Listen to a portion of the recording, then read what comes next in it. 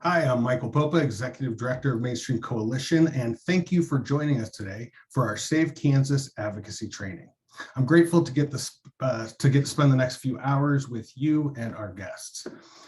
Anyone can be an advocate, and that's why we've come together today, to provide you the tools and the resources necessary to become an effective champion for the issues that matter to you in 2022 and beyond.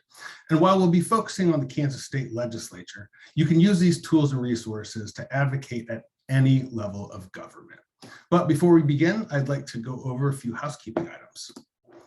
We are recording this training today so we can publish it later on our YouTube page. And that's why we're using the webinar feature instead of a meeting. We wanted you to be comfortable asking questions without that huge fear of being broadcast to all of Kansas. Because it's a webinar, you'll only see presenters on screen. However, you'll still be able to interact with each other and our guests using the chat feature. Just keep it respectful and nonpartisan, please. Also, please use the Q&A feature to ask any questions. Just click that little Q&A box at the bottom of your screen, and you can type your question in. During the scheduled Q&A portions, we also have the ability to unmute you. So that you can ask a question rather than type it in. If you'd like to do that, just let us know by clicking the raise hand button on the bottom of your screen as well. We do have automatic closed captioning available, and just click the CC button, then select show subtitles. While this is a really helpful feature, it's not always 100% accurate. And then last, we will be sending out a link to today's training after the fact with PDFs to any slide decks that we might have. These will also be available on our YouTube channel. Just want to go over the agenda here pretty quickly with you. So you'll be dealing with me for about the next half hour. Times are estimates. We don't have a built-in break today, but if time does allow, we will take one. And feel free to chat questions during the sessions. If we can, if they're clarification questions, we will answer them in line. If not, we will go ahead and answer those questions during a Q&A session at the end of each presentation. And I'm going to ask my Mainstream's Associate Director, Laurel Birchfield, if you could, would you please monitor any of the Q&A questions for clarification during my presentation? I can't even rub my belly and pat my head at the same time. So there's no way I'm going to be able to look at that Q&A while I talk. All right, so that's all the housekeeping. We've gone over the agenda a little bit, and let's dive in. First, I want to tell you a little bit about Mainstream, in case you're not familiar with us. We're comprised of 3 affiliate organizations, and we all have distinct but complementary goals. Together, we aim to realize our shared vision of a Kansas political system that represents all of its constituents. And we believe that engagement in all aspects of the political process is critical to our work. MainPAC is our nonpartisan political action committee. The PAC directly supports candidates and campaigns, and that's either through endorsements, candidate ratings, mailings, or direct contributions to the campaign. Mainstream Coalition, which is the parent organization, is our 501c4 nonpartisan political advocacy organization. We were founded over almost 30 years ago. And the primary purpose was to guard against the separation of church and state, or guard against extremism and protect the separation of church and state, I'm sorry. And over the years, our scope has grown, as you can see, but we still remain true to our original purpose. And finally, we have the Voter Network, which some of you may know still, or may have known as the Mainstream Education Foundation. The Voter Network is our 501c3 voter education and engagement organization. And we work especially in communities that have been historically undermined in the political process. We use voter to voter, which is our highly effective relational organizing tool. And Voter Network is led by Lindsay Ford, our associate director for that organization. And you'll hear from her a little bit later today about activating your network. Our 2022 priorities of the Mainstream Coalition, they're informed by our guiding principles, which are the separation of church and state, or religion and government, cross-partisanship, and equitable representation.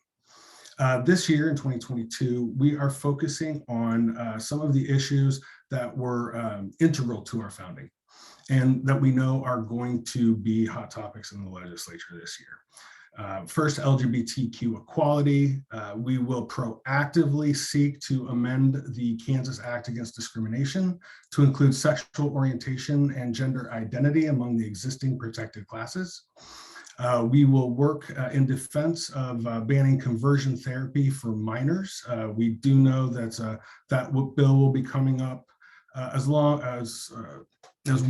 a bill that would invalidate local non-discrimination ordinances, make it impossible for cities and counties to enact their own. And then we want to repeal any existing statutes that use a sincerely held religious belief to justify discrimination against LGBTQ individuals. Public education, our stance has never changed here. We're fighting vouchers and similar programs that use public dollars to promote and subsidize private schools. And this year is especially important in public education with the rise of the CRT rallying cry from the extremists, as well as trying to lump everything, LGBTQ equality, diversity, teaching the truth, teaching true history, under the umbrella of DEI. So we are fighting for an environment free of censorship, disinformation, and political or religious agendas. Redistricting right now is a huge issue, and we are part of the KS Fair Maps Coalition, which is a coalition of several organizations across the state that are fighting for fair maps for the people of Kansas. The redistricting advisory group just met, and we should be seeing what maps they have drawn shortly after the session begins next week. We do stand for a transparent redistricting process with adequate public input that results in fair maps, as I mentioned, and that's based on equitable distribution of voting power across the state. And that's not just with different parties, but also different communities of interest. And we obviously are going to be against any partisan gerrymandering. We'll also be working with organizations to repeal the existing statutes that suppress the constitutional right of voters, a few of those that passed last legislative session. And then last but definitely not least, we'll be working with a cohort of organizations to empower informed participation in the August special election that would strip individuals of their Kansas constitutional right to abortion. So what is advocacy? Literally, it's being called to one's aid. Practically speaking, it's finding and using your voice to educate, motivate, and affect policy. And as I mentioned earlier, anyone can be an advocate. Anyone. You have to be passionate about an issue. And so today we're going to go through some of the technical aspects, basic aspects this morning with me. And then we'll hear from our legislators and from some people in the field, some leaders in the field that are actually engaging and activating the community. Why is advocacy important? It's the number one way that we found, a lot of organizations have found, that individuals can advance the issues that impact them and their communities and help to bring about that lasting systemic change. A few examples of advocacy, and we'll get into some details, some tactics on the next slide. Research, you can do your own research, compile relevant sources that accurately reflect the story of your community. What does that mean? We'll hear a little bit about that later. But basically, how does the proposed legislation or policy impact your community? We talked earlier about LGBTQ discrimination, voting rights. So that's just a couple of examples right there. Public education, voter engagement, share your research. So now you have your research, share it, gain public support. And then lobbying. Lobbying is directly influencing legislative action. So here are a few strategies and tactics. Research, get the facts, craft your message. Look for established data. You don't have to put together your own data sheets. You don't have to necessarily research and craft your own flyers even. So established organizations like Mainstream Coalition, League of Women Voters, the Voter Network, the Neighboring Movement, they've done the research for you and they have the data that you might need. But what they might not have, or what they probably don't have, is your personal experience. And that is the most powerful message that you can bring to the table and that you can use in your advocacy toolkit. You don't have to be an expert. You just have to have a passion, and you have to be affected, or you don't have to be affected, but you or your community should be affected by proposed legislation. And then in addition to your personal experience, other people's personal experience and community storytelling and how this would impact the entire community. We want to educate as a strategy. We want to inform the community on the issues. So again, we're building power in our base, and we're getting support and people behind an issue or a mission. A great way to do that, you don't have to go it alone, is volunteering. So find an organization like Mainstream that shares your values. We have advocacy mechanisms in place already, so you don't have to reinvent the wheel. Attend rallies, attend and participate in voter registration drives, in voter engagement and mobilization efforts. A really easy way to educate is to write a letter to the editor. Now you'll find that the guidelines are different depending on your local media source or your local media outlet. So the easiest way to find out what those guidelines are is go to the website of the paper or the publication that you would like to submit a letter to the editor and find out. Some have a word count maximum, and some have different ways to submit. If you have questions about that, feel free to reach out to us and we'll help you navigate that. And then trainings like this one. The more you know, the better you can advocate. Talked a little bit, or I mentioned lobbying earlier, and all lobbying is advocacy, but not all advocacy is lobbying. So lobbying is a specific type of advocacy, and basically it's direct or a formal appeal to elected officials to support or oppose a specific issue or policy. Now, state and federal laws limit the amount of direct lobbying that certain organizations can participate in, but that has no effect, and there are no limits for individual lobbying. Just remember, in all of this, in lobbying, in educating and researching and getting the word out, be respectful. Respect goes a long way. Different types of lobbying efforts can be petitions and action alerts, testimony, written testimony, in-person testimony. We'll get into a little bit, we'll get into that on the next slide when we look at the Kansas Legislature's website about how you might be able to submit testimony. Mainstream also sends out action alerts. So if there's an issue that's important to you, we can help you craft that testimony and we can get you in the right place. And then, of course, a key part of lobbying is contacting your elected officials by email, phone, scheduling a meeting, and that's both in and out of session. And we're lucky to have a couple of engaged elected officials with us today. And they can tell us what their preferred method of contact is, how that usually works, and we'll hear more about that in just a minute. And now we're on to some Schoolhouse Rock. Don't worry, I will not be singing.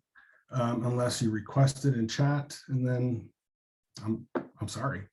That's all I can say. I'm sorry, you'd have to hear me sing. So first we have here, and I'm going to go over this quickly because the KS Ledge website and this How a Bill Becomes a Law can get pretty overwhelming. We're happy to go over this individually with you if you have questions. We will also hear more about this from our legislators in just a minute. So make sure. All right, so this is, you'll find this link at the bottom of the KS Legislature website, and it basically just tells you Up here, you can see that the legislature consists of two houses. We have the House of Reps at 125 members and the Senate at 40. A bill may be introduced in either house. And then it gives a nice map of how that bill or that proposed legislation filters through both of the houses. House of origin is either going to be the House of Representatives or the Senate. Now, if it passes out of one of the houses of origin, again, this is very high level, it'll go to the second house, and that can either pass in the same form as the House of origin and go to the governor.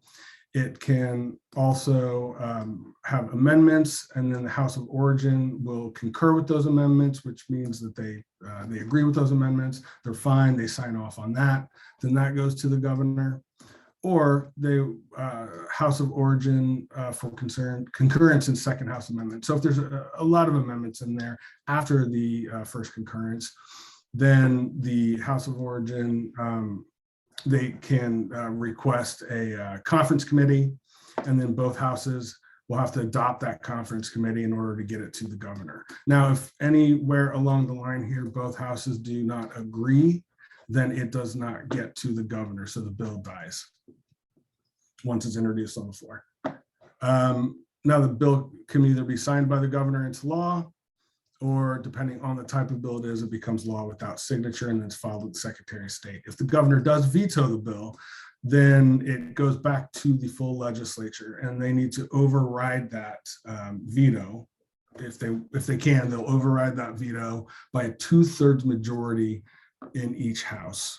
And so if they don't hit that 2/3 majority, the veto is effectively sustained, and the bill will not become law. If it is overridden by the legislature, then by a 2/3 majority, then it will be filed with the Secretary of State and become law. All right, now we're gonna go to the KS-Leg website, and that's just kslegislature.org. As I mentioned, this can be very overwhelming and it gets a little bit boring. So I'm just going to go over a few of the highlights so that our elected officials can speak more to any intricacies here. Up at the top, you can see there's a bunch of tabs there. You can click on House, look at the different leadership roles in the House and who has those roles. Same with the Senate. You can look at leadership. You can look at the different Senate committees here. There's another place you can look at committees. You can also go to legislators, and this is kind of a handy feature as well. So if you look at House, you look at Senate, you look at legislators, a lot of that information is also under the legislators tab. Go to the House roster. Scroll all the way down to the bottom, and you can click to download a spreadsheet of the compatible file of the legislator information. This is helpful if you're emailing several legislators, so you don't have to try to copy and paste all of this information into your email client, or if this might be something that you just want for your records. Over here in committees, this will list every single committee in the Kansas legislature, and it lists by standing, which are regular committees, if you will, joint committees, which would be committees that are staffed or that members are from both houses in the legislature. Special and select, a lot of those are ad hoc committees, if you will, or they meet outside of the session. So we'll just click on a standing committee, and you can see that they're broken up here by House or Senate. And if we go into the House K-12 education budget, for example, I'm just picking one. You'll see here over on the side, the members of that committee, and then staff. So the committee assistant and legislative research staff that are assigned to that committee. Within each committee, you should be able to view the agendas once they are posted. I will defer to our electeds on the time that the deadline that those agendas need to be posted at each committee, should they want to speak about that. You can look at different committee documents and committee testimony. So for any committee hearing, the public is allowed to submit testimony, and that's either written testimony or it is, I don't have a date to go back to. Let's see if we can find one. This is just a random date. You can submit testimony written, or you can show up at the legislature at the committee room and give verbal testimony. They did allow last year virtual testimony as well. So that was really nice. And I hope they'll be able to do that again this year because of COVID. And so here you can read the testimony. Any testimony that you give written or public or verbal becomes part of the public record, which is why it's very important to give testimony. So there's a record of the support and opposition. Bills and laws here. Again, like I said, this is just a really brief overview. Bills and laws here. We're going to go, you can go in here and you can research any bills that have been passed by either the House, the Senate, see where they are in the process, actions that have been taken. And then there's another link for how a bill becomes law. I am not going to worry about these 4 tabs here. You can go on in and take a gander at those if you'd like. But I wanted to give just a really brief overview of the website itself because it can be confusing. I'm going to go back to committees quickly, and I'm going to have to ask Senator Sykes when she gets on because I can't find it right now. Here it is, audio video at the top. So you have 2 options to watch the House proceedings or the Senate proceedings. And so you can either stream audio by clicking one of those buttons there.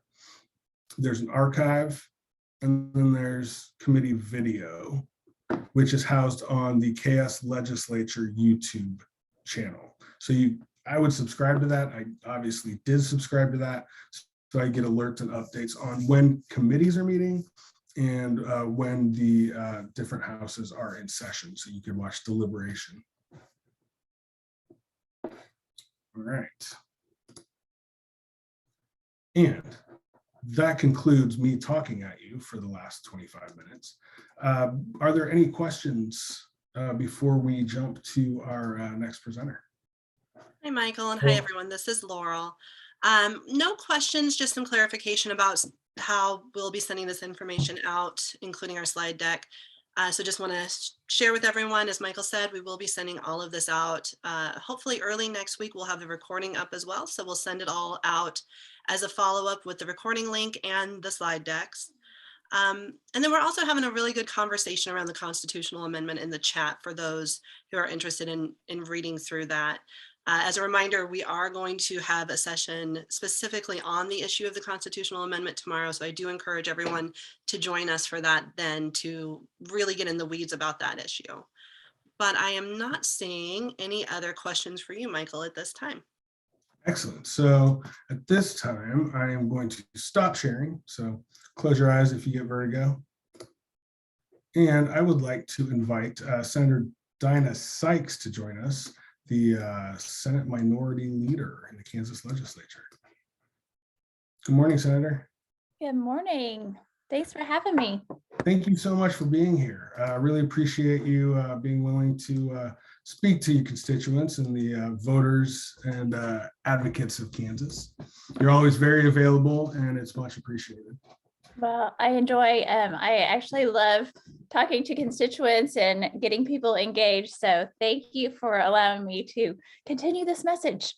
Of course, of course. So we asked you to come here today to speak a little bit about communicating with elected officials, with legislators. And one of the questions I wanted to ask, or I think that our audience might be interested in, is why? Why is it important to communicate, to reach out, to meet with our legislators and elected officials?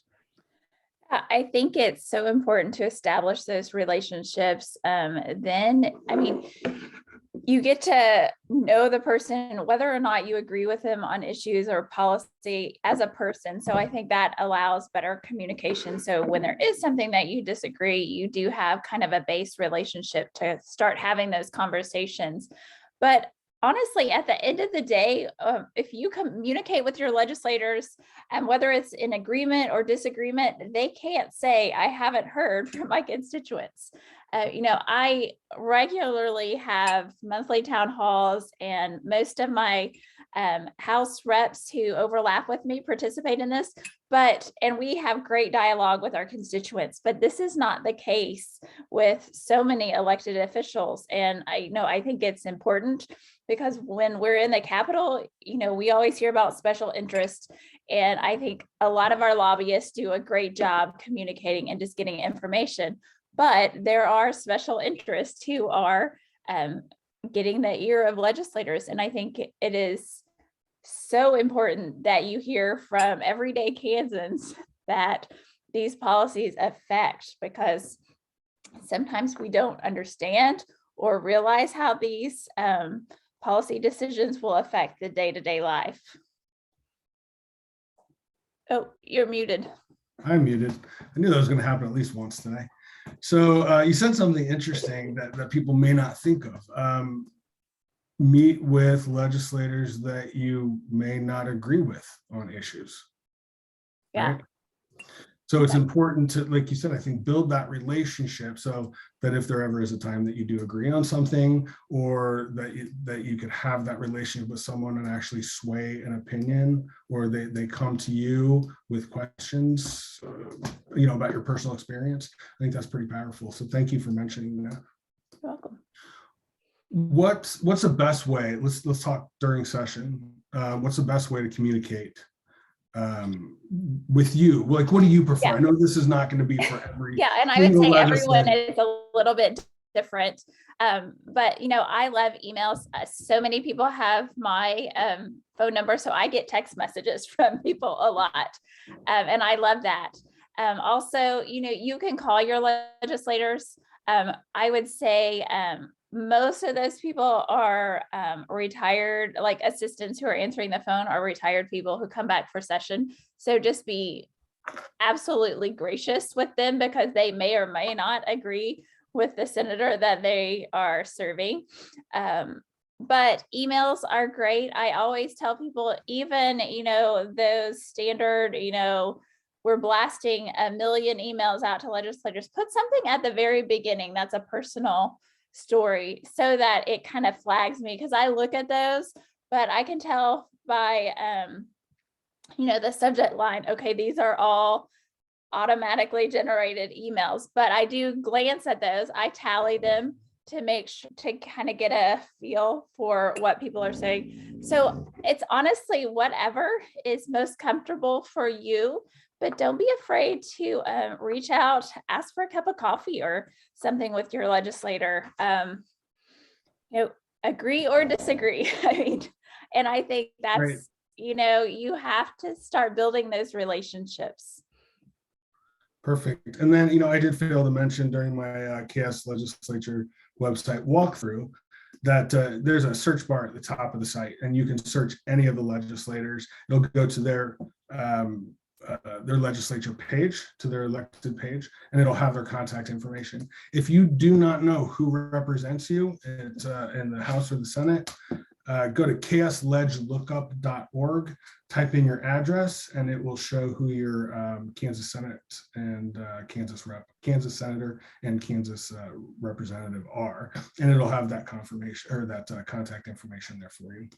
I think it's also important, sometimes I may or may not be on a committee that's an issue that's important to you. Voting rights, for example. I don't serve on Fed and state, but I have a lot of people who are reaching out to those committee members. They loop me in just so that, when I'm debating on the floor, I can say, I know your constituents reached out to you, or because I've had a couple of times where people in debates like, well, I didn't hear anything about this from my constituents. And I'm like, well, actually, I got looped in, copied in on those emails. So I know you're hearing from them. Sure. Okay. So even if emailing a committee on a specific piece of proposed legislation, we should probably let, and none of, let's say neither of my rep nor my senator on that committee, should probably loop them in anyway, just so they understand what's going on. Okay, Yeah. Thank you for that advice. And I think Senator Ware just joined us. She had to be a little bit late, but she's going to pop on screen in just a second so we can get her take on a couple of these questions too. Let's see, what advice for advocates looking to build? We talked about building relationships. What advice do you have for advocates or voters or whatever they want to be called, constituents, to help build those relationships? I think it's those conversations, but it's also, I know everyone on this Zoom is engaged and they're paying attention, but it's also educating your neighbors. And I think so much happens in Topeka that, no one, actually, I was having breakfast this morning with someone and they were looking at a piece of legislation and they're like, did the legislature really pass this? And I'm like, yes, but this is someone who is engaged, but things get through. So, have those conversations. I truly believe the more people that we have engaged and paying attention and educating the public, the better representation that we will have in Topeka. But it begins with those relationships. And I tell people, if you're reaching out, you're wanting to have a phone conversation, you're continually sending emails, you're not hearing back, you're asking to meet for a cup of coffee and you're being ignored, tell that to your friends and neighbors, because that is not someone who wants to represent you in Topeka. I want to see if Senator Ware did pop on. I want to see if she's available and ready to come on screen so that we can include her in this conversation. I'm here. Can you hear me? Yes. Okay, good. But this being a last minute appearance, you're not going to see me this morning. No problem. I need you to turn your video. I might not. Hold on one second. Nope, that didn't work. Can you turn your video on for 1 second? I'm going to pin you so that you can, or I guess we're not going to see you anyway. So we'll just listen to your disembodied voice. We're just happy that you're here. Okay, I'm sorry. I apologize. No. Please don't apologize. We're so happy that you made time for us. No, of course. Thank you. So Senator Sykes and I were just, we were talking about, why it's important to communicate with your elected officials, the best ways to communicate with them. Obviously that's personal. And then what advice that you might have for advocates looking to build relationships with legislators? What would the one piece of advice that you have for advocates to start building or help to build relationships with their legislators, especially if we are on different sides of the aisle? Right. Well, what I do, because that's kind of me every day, right? Doing exactly that same kind of thing, is I search early and often for ways to connect as a human being, because that's the bottom line, right? Is where we all, and honestly, I really do believe that folks, even who disagree with us, for the most part, it's a genuine belief on their part. And it's not a crass, I took money from the lobbyist, therefore I'll vote this way thing. Very often, I don't see it anyway. Let me say that. So it's a matter of having a what might be a difficult conversation. And so the best way to do that is to find the humanness in us all, if that's not too vague. That's not too vague. Thank you. I think that's something that gets lost very easily, especially in the political climate that we're in. So I guess piggyback to that, because I spoke earlier about being respectful when contacting our legislators or in any kind of advocacy work we do. How ready and willing are you to respond to someone who is not so respectful when contacting you versus someone who might be respectful and can, get their opinion across in a civil manner? Well, I try to make sure to find time to talk to anyone, especially if they've come in person, for goodness sakes. I'm not sure. Okay, so I'm throwing you under the bus with that question, I think. So you don't have to answer it, but I can say for me, just in my personal everyday life, I'm going to respond to the person who's more polite first. I will respond eventually, but I think, you get more flies with honey. Is that the saying? Yep. Yeah, I think that's absolutely. I mean, if someone is rude and I actually just got an email last week about I'm un-American, I'm whatever. I mean, it was a long list. And they were telling me how tolerant they were as a person. And I have yet to respond back to that person because I'm trying to figure out how to respond nicely. But yeah, I think if you can find kind of a linked person between, I've been able to have some of those harder conversations with people who've been disrespectful to me because I know we have a mutual friend. So out of respect for that mutual friend, I've kind of reached out to them and say, hey, let's have a conversation. And but it's hard. And I'm currently reading the book High Conflict, and we need conflict, but we don't need this high conflict. And I think we've lost the ability to have those civil disagreements and trying to figure out how to build those relationships back up. Sure. And again, I want to thank you for bringing up this point. Also want to remind everyone we're speaking with Senator Mary Ware, District 25, and Senator Dinah Sykes, District 21, who is the Senate Minority Leader. So for those of you who may have come in late and are hearing three people, we do have three people. I'm not throwing my voice. It's Senator Mary Ware on the phone, and we really appreciate it for both of you being here. So there are no dumb questions, but is there anything coming up in the 2020 session that you really want to hear from Kansans about? I mean, there's a lot of stuff coming up in the 2022 session or next week. Yeah. If you had to pick one, because we don't have, two,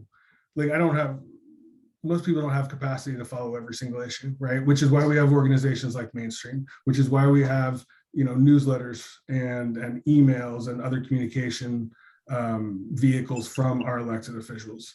But if we were going to follow two and you'd want to hear about two issues, Senator Sykes, and that doesn't mean that's all you want to hear about, because people on this meeting, they're gonna be passionate about different things. Yeah. So let me reframe the question. What do you see as maybe the most important things that we're going to see first this session? And definitely redistricting is going to be huge. I have heard on the Senate side, we've got some pro forma days, and I think that redistricting committee is planning to meet, like normally when we're on the floor, but we're on a pro forma day. That's what I am hearing is the plan for a redistricting committee to meet. Want to hear that. I feel like I know where everyone is on Axe the food tax, but I am not very confident that this is going to get a lot of movement from my colleagues on the other side. So I really want the public to be talking about eliminating the state portion of the sales tax on food, and really every time asking your legislator to sign on, get this bill, let's pass it, because it will provide relief for every Kansan across the state. Thank you. Senator Ware, anything else you think we're going to see early on that you'd like to hear from constituents about? I'm not sure. Paying attention to? Yeah, I'm not sure how early necessarily, but the big to-do over CRT and whether or not we're going to teach our whole history or not. frankly, I am not hearing very much on the as much as I'd like, as much as I'm hearing from the other side. Let me rephrase that, from folks who do think our kids in our society deserve to know exactly what happened as best we can. I mean, it's now after the fact, so history is always going to be a little distorted, right? Even at best. So that's the one that I see looming. Okay, thank you very much. But all really important issues. I want to step back just a minute from communicating to when is the best time to advocate or speak for or against a bill, because I went over this briefly, how a bill becomes a law, little schoolhouse rock portion of this presentation. But once a bill hits the floor, there's no more public input on it, right? So how do people, or when should people weigh in? Senator Sykes? No, I think so. Anytime that you're hearing rumblings or have concerns, reach out to us. Things move really fast in the Capitol. So a lot of times, if you're not on that committee, you may not even know what's going on in those hearings or how stuff is progressing. So sometimes I actually hear from you guys about something that is popped up, and we're able to have those conversations and either slow something down.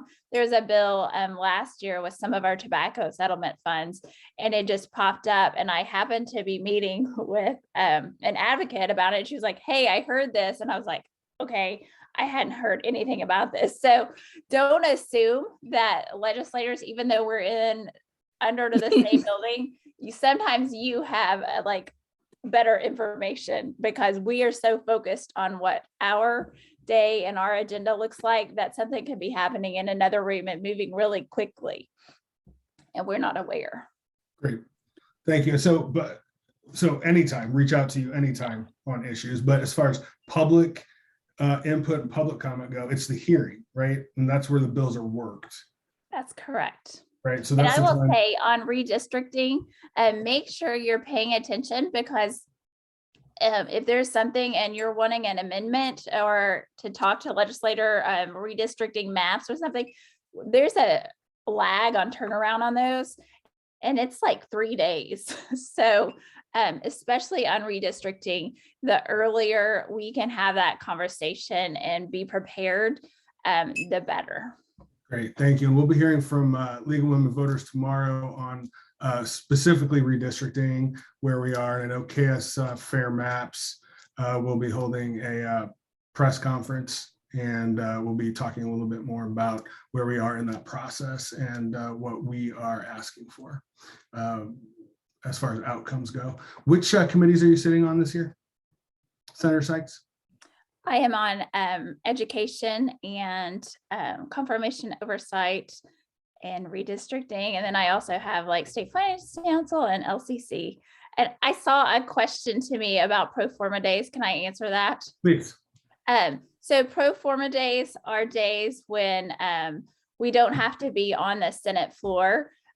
So there's not going to be any debate. So they don't take roll on those days. So a lot of times committees and things like that are meeting, but we're not required to go into this chamber for roll, and there will be no action on the floor that day. Great, thank you. And Senator Ware, what committees are you sitting on this year? I am on the Agriculture and Natural Resources Committee, new on Commerce. I'm excited about those possibilities, and several others that don't meet regularly. Excellent. Yeah. Thank you very much. Now, can you let people know, I said your district numbers, but let people know what geography you represent. Again, you can find that out on the KS Legislature website. There's a map of the districts, but generally, which geography do you represent, Senator Ware? I have all within the city limits of Wichita, the western part that doesn't include the suburbs or downtown. Thank you. Senator Sykes? I have all of the city of Lenexa and Northwest Overland Park. which is basically 71st to 91st west of Metcalf. In Johnson County. Thank you very much. And Senator Sykes, I know you have a hard stop at 11, so I am going to stop asking my questions because we have a few from our attendees. So Laurel, Master of Tech, I'm going to hand that over to you. Thanks, Michael. We have Leslie who has a question. I'm going to unmute you, Leslie, so you can ask it live. Perfect. Can you hear me?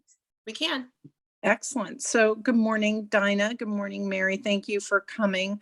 I wanted to ask a general question, which goes back to the conversation Michael started about reaching out. How much effort should advocates make to reach out to representatives and senators who may not represent us in a district boundary, but have very specific lines they're taking on committee work? So issue focused, committee focused. How much nudging do we do? And when is it good to stop because it's counterproductive? I think you always reach out, and it's important. Specifically, your representative cannot be on every committee. So I think that's important to reach out. And I think you make it the statement that you're reaching out because they serve on health committee, and this is something that's important to you, blah, blah, blah, and your representative. I think all of us, of course, we're going to take into consideration our districts, but there's also times that, the public can influence, and we know that there are senators or representatives who are on committees that can be persuaded, and they need to hear from the representative. Probably don't send the same message every day, continue to be respectful. But I think continuing to have that dialogue with them is important. And Leslie, I know you do this because I get copied in, and I think you do a great job. Well, thanks. I try to copy where appropriate. The only follow-up I would have to that is the chairs of committees exert tremendous control over what actually does or does not get done. This can be very disheartening to new advocates. So my question is really to help new advocates around understanding how difficult it can be sometimes when issues are put in committee, but then actually nothing ever happens, and they certainly never make it to the floor. What both of you have long experience in this. How do you help us figure that out? Yeah, I think that's at the very least, we should be having hearings on bills. I mean, they were introduced, and so there is an importance, and there is a cost to introducing every piece of legislation. We don't always think about that, but revisers who do that. So taxpayers are paying for every bill that gets introduced, some more than others. So I think, asking for hearings, asking that there be a vote on those. But yeah, chairs have a lot of leeway on what they decide to have hearings on, what they decide kind of to put in the drawer and just kind of forget about or have time run out on. But a chair especially should hear from you and say, we want to have this discussion, and reaching out to the committee so committee members can kind of put pressure on those chairs. I will also say that chairs are getting pressure from their leadership on what they want movement on or not. So sometimes it is futile doing this, but I think, again, educating our neighbors on what is happening and Medicaid expansion. I know it's like beating a dead horse, but we have yet to have honest debate and discussion about Medicaid expansion, and 3 or 2/3 of Kansans, I'll give it a little bit, want Medicaid expansion, and we are not having that honest discussion in Topeka. So again, educating on our representatives representing us, or are they representing something else? Thank you, Leslie. Thank you, Senator Sykes. Senator Ware, anything to add? Well, my thoughts on the whole how to communicate are a little bit different than some folks. I really think that any communication, almost any time, I mean, you can't say 100%, but virtually all of it is going to make some small difference. May only be small, but it's a matter sometimes of numbers. It's not a matter of eloquence. It's not a matter of it could be the form letter, because it sometimes comes down to just how many people cared enough to at least push the button. And I always, and I think any reasonable legislator, policymaker anywhere, needs to be thinking in terms of every single communication, even if it's just a click email, form letter, that represents 10 people, not one person. And so if I get 10 emails on an issue, I'm like, oh, there's a bunch of people out there thinking about this. If I get 100 emails about an issue, I'm saying, okay, we need to look at this. And I don't think, even if it's something that we don't agree with, that particularly changes. Thank you. And I think we have, excuse me, I think we have one more person that would like to ask a live question. Is that correct, Laurel? It is. I am going to unmute Linda so that she can speak. See, we're giving you your voice as an advocate. That was a really bad joke. Well, actually, thank you, Senator Sykes and Ware, for being here. I appreciate that. And actually, Senator Ware may have somewhat just answered my question. Senator Sykes, I know you had mentioned that when you get emails, if you lead with a personal story, you tend to look at those more quickly than the others. And so, emailing and texting, oftentimes we're asked, call your legislators. And when we do, there's staff who's answering, and I've always been told that, they take tallies for and against. And first of all, I know you only know what you yourselves and your staff do, but I wondered if you knew, how often does that happen, that they do tally the calls? And then also, I typically prepare what I want to say before I call. And I don't know that if any of that ever gets written down, if it's just simply a tally and what you say makes no difference at all, and it's just a waste of time. So if you could address that from anything you know.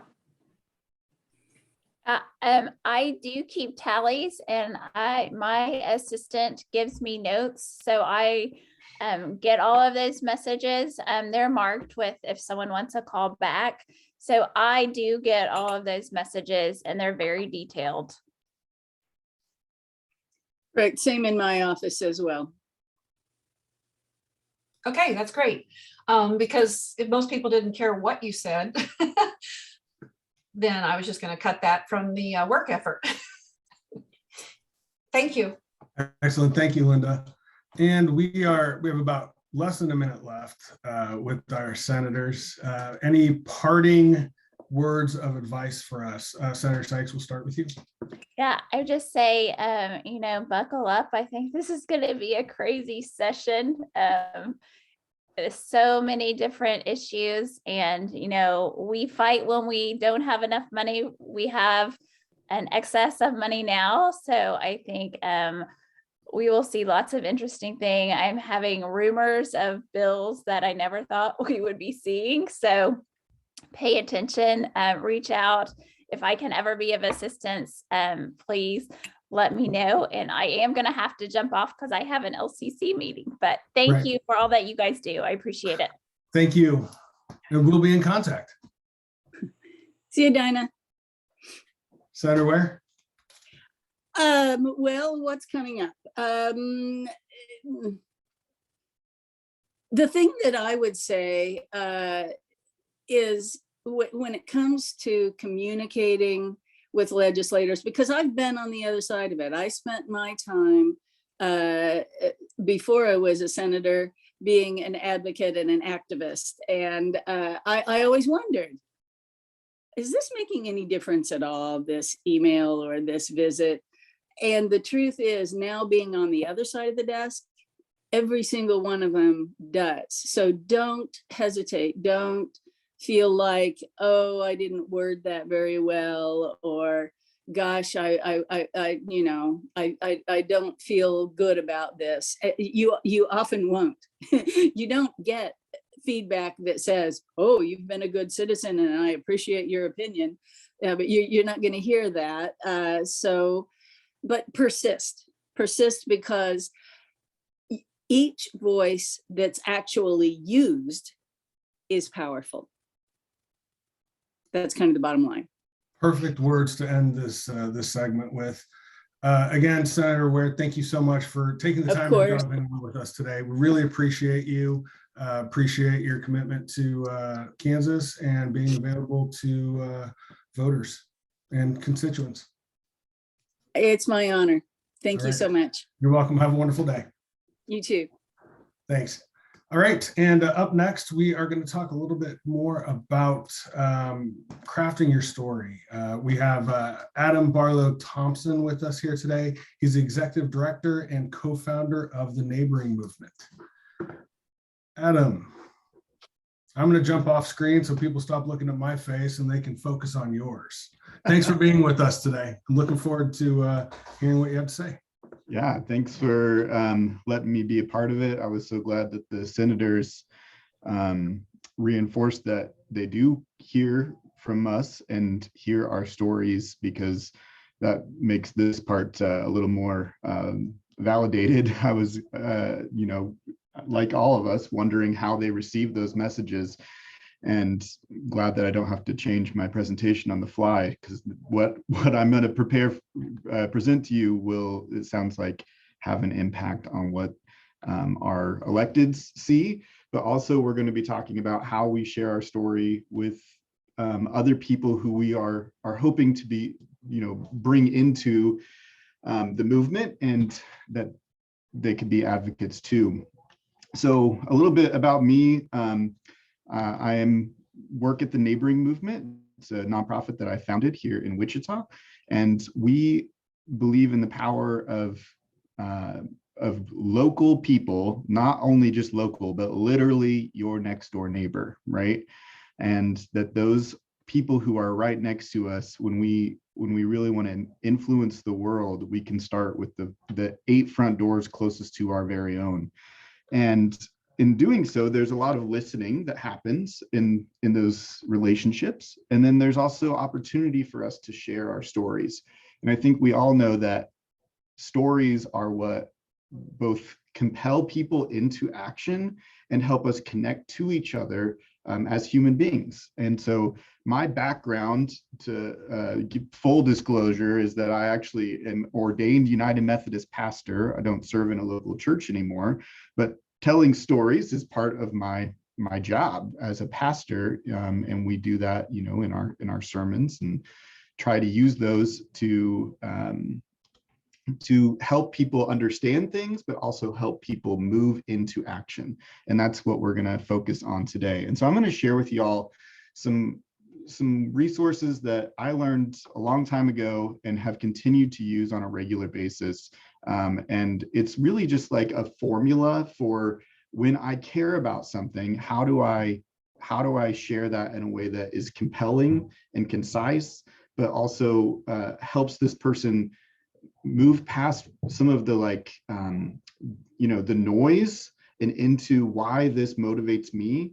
Because it's so easy to throw something on our social media and then immediately get pinned as, oh, well, you're just a crazy liberal, or you're just a crazy conservative, and so then I know everything about you.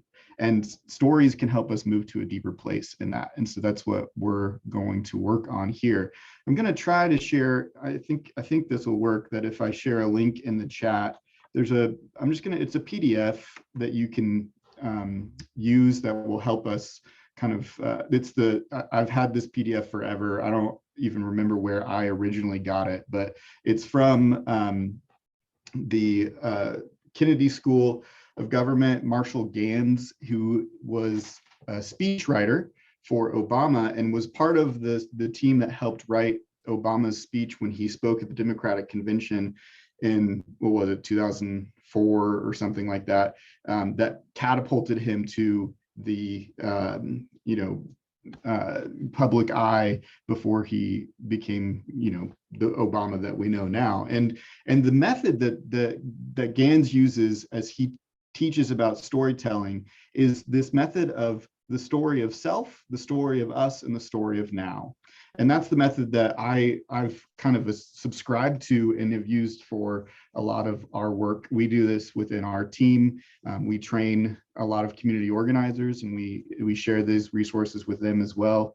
And it's a way of personalizing your desire for action, right?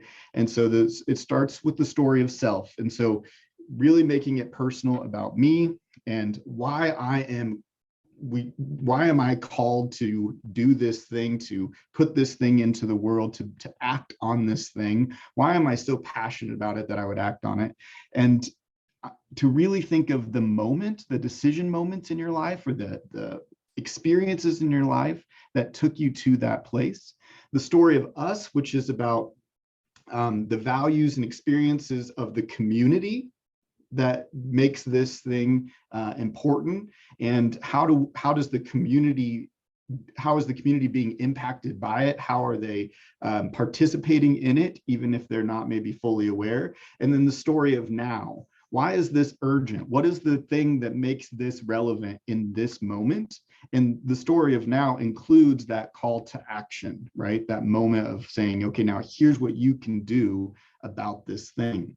And so these three components, as you're thinking about I'm assuming that everybody on this call is here because there is an issue or an idea or something that you are passionately motivated by, right? And when you're trying to bring people into that movement, whether it be your electeds or just your neighbor, and you want them to care about it, how are you going to communicate that? And one way to keep one formula to keep in your mind as you're doing that is this really simple 3-part formula of the story of self, the story of us, the story of now.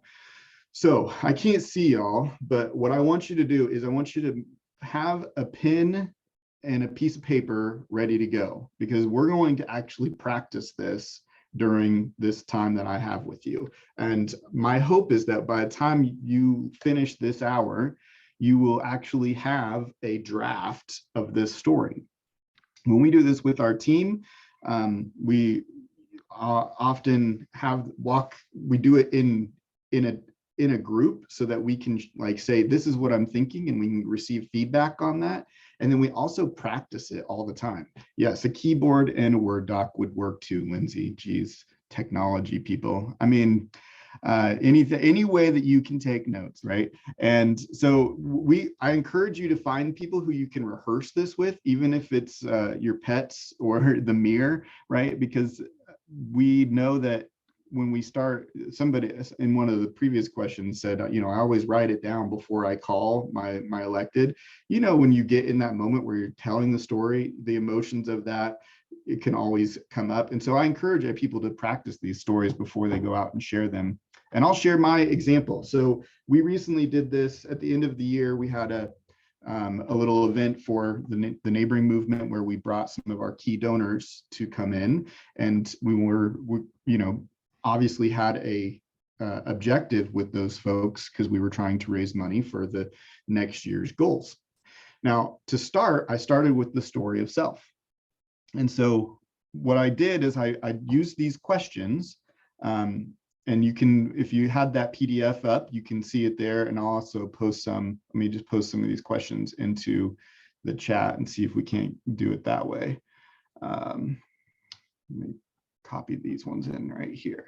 Okay, so think about the people who are in your life, your family of origin, your childhood, the educational experiences in your life, the moments that formed your opinions about this issue, and see if there's a moment where you can see those things specifically, right? And so for me, when I started with the story of me, the story of self, I'm reminded of my grandmother's house.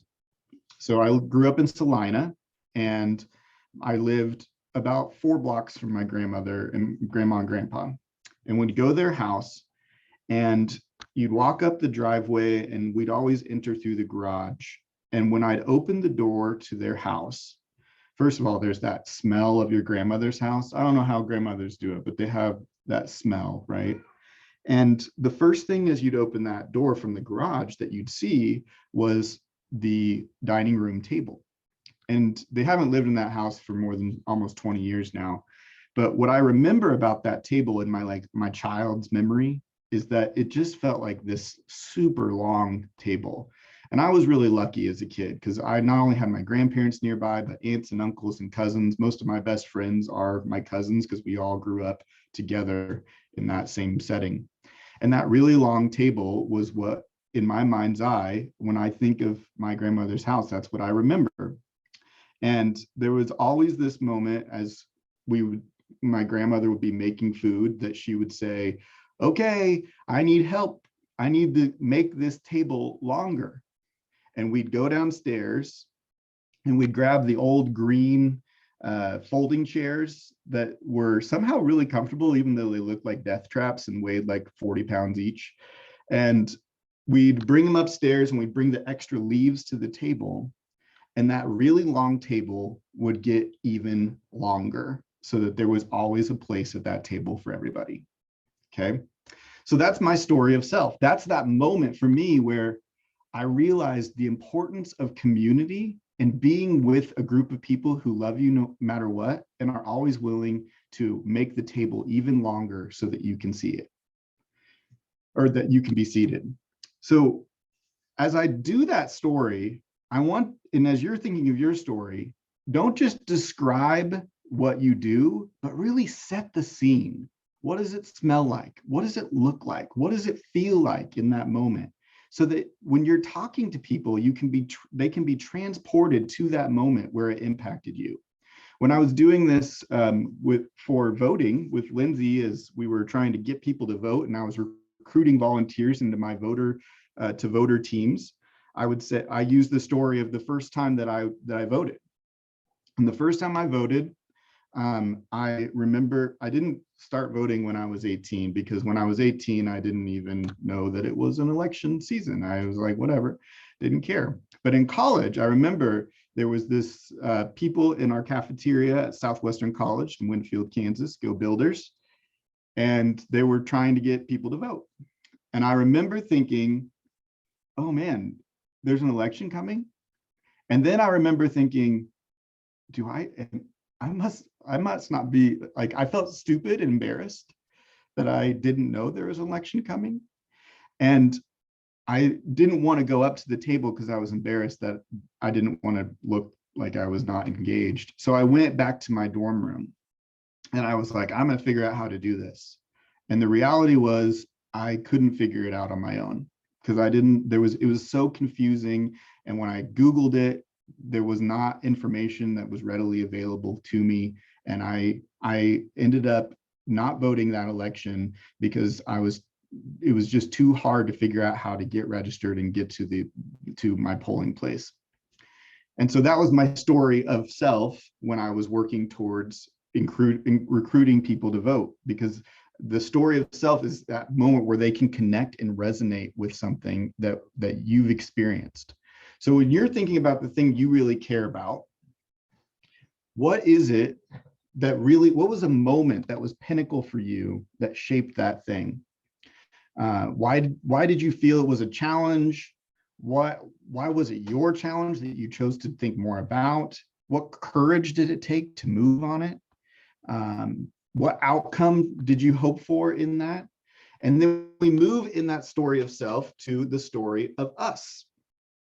So the story of us is where we say now it's not just about me, but it's about us. So our community, how in 2 or 3 sentences can we describe and impact our community, that this thing impacts our community, and we can bring them into it. So for some of the questions on this one are, what community organization or movement or culture or nation or other constituency do you consider yourself a part of and connected to in this? Whom do you have a common past with? Who do you hope to have a common future with? Do you participate in this community because of fate or choice, or maybe both? And how do you believe that your experience might resonate with the rest of the community? So we move in this, as we're sharing our story, we move from story of self to the story of us. So if I'm to go back to my 2 examples that I'm kind of running parallel here, the first one being the work of the neighboring movement. So I share about my grandmother's house and that really long table getting longer. And then what I share with the people is I say, I know that I was incredibly lucky to have this community that loved me and cared for me and always made sure that there was room at the table for me. And I want that for my neighbors. And I want that for the people whose family of origin have not included them. And I want that for people who feel isolated and alone. And what we know about neighboring is that it impacts people in dramatic ways. Some of the examples that we have from our work is our neighbor Mark, who is a single guy and who is been on disability, and so he can't work. And he, in his isolation, was feeling not very useful. And we connected him with our neighbor Willie. And Willie had a car, but no driver's license, because it can kind of be hard to get a driver's license sometimes, which is unfortunate. And when we connected them, Mark, who had a driver's license and wanted to feel like he was being useful, and Willie, who had a car, but no driver's license, they started meeting so that they could give each other rides to grocery store and the doctor and, just the errands that we need to run. And a couple weeks later, Mark shared with me that on his birthday, Willie sent him a message and said, "Hey, thinking about you. Happy birthday. I hope you're doing well." And Mark said to me that that was the first time in a long time that somebody had reached out to him on his birthday to say happy birthday. And this is what it can do for our community when we're connected. 2 people who in many ways are seen as a liability by our institutions because they're on disability, because they don't have proper identification, because they are needed, or they're needy and don't have what they need to continue in life, can actually have enough resources when they're connected to take care of themselves and move forward. And that's what we hope neighboring will do. They created a seat for each other at that table. And then my other story about voting, right? So I shared about recruiting people into my voter-to-voter team and about how voting for me when I first started to vote in college was not super easy and confusing. And I can go now and move that from the story of self to the story of us. And I can say, in Kansas, there's an election every year. And a lot of people don't know about it. And it's not as easy as we all would hope. But luckily for us, we have each other and we have resources that we can point each other to. And so if you've ever felt this way, if you have a nephew or a niece who's ever felt this way, if you have a neighbor or a person who you go to church with who you think has felt this way, then you can help, you can be a resource to them, because we've created a tool that can move us a little bit closer to a place where voting is not so complicated, right? So now we're bringing the story a little bit wider, and we move then finally to the story of now. In the story of now, we do the same thing where we ask these questions. So the questions for story of now: what urgent challenge might you call upon us to face? What vision might we share? If we succeed, what would happen? What specific action, so a really specific action, might you call upon us to take? That would be something you'd want to work out before, as you're writing this, right? Whether it's a petition you're trying to get people to sign, or a joining your voter to voter team, or calling their senator or their elected official. What is that specific action that we're going to ask people to do? And what is, put it in a time constraint. Why is it urgent? What is the thing that's happening right now that's making this a relevant ask? So I'll continue with those examples I was using, right? So for the neighboring movement, I shared about my grandmother's house. I shared about how the community that we've created is actually doing this work. And then I move into the story of now. And I say, as we move into 2022, there are more places that we want to create where neighboring can happen. And that includes for us expanding our Kansas Animator Network, where we train community organizers, and including that people who have never been thought of themselves as activists into this space where their voice can be lifted up and heard. In our neighborhood, it includes bringing in block leaders in our neighborhood here in Wichita, who not only are points of contact for us, but are people on their block who create safety and connection. And in churches, where we work in churches around the nation, giving them a place where they can move from being program providers to community connectors. And each of these things, they cost money. And it's a little weird to ask money for the neighboring movement, because you can't buy relationships with your neighbor. There's no amount of money that will make that happen. But you can buy a longer table, and you can buy more chairs, and you can buy more of the things that make community possible. And then I asked the donors, because remember, this was at a donors meeting, I'm not asking y'all, but I mean, you can, but specifically for these donors, I asked them to raise a certain amount of money to help us move our vision and mission forward.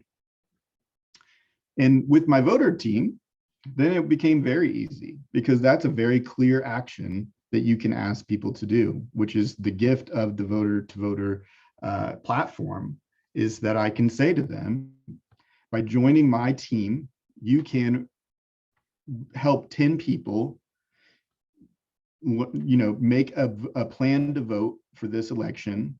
And you can do it using the propensity scores with people who probably feel confused about what it means to vote for the first time, and are not used to and don't know all of the mechanics of how our election systems work.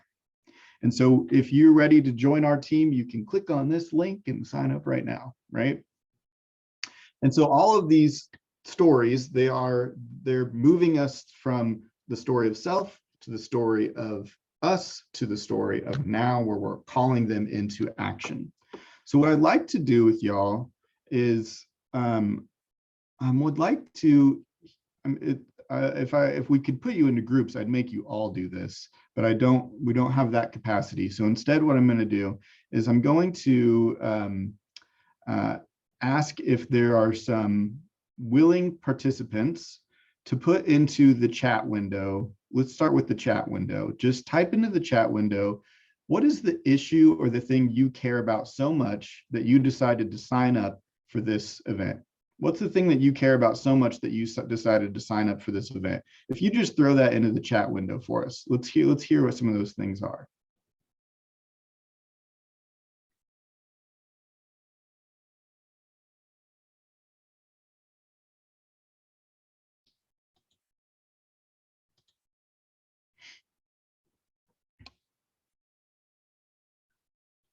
All right, here comes some. All right, voting rights, public education, anti-democracy movement, driver permit for all, fair redistricting, voter suppression and legislation. These are all super important issues, right? All great stuff that we really care about. as people. It's tempting sometimes. One of the traps when you're trying to create story is to describe the thing instead of telling a story. So there's a describing, let's say, voter suppression legislation. You can describe that, but it's not as compelling as the moment where it started to matter for you. What was that moment like? Where did you see it? Where did you learn about it? How did you understand it in not just your head, but in your heart and in your gut? How did those things really connect with you?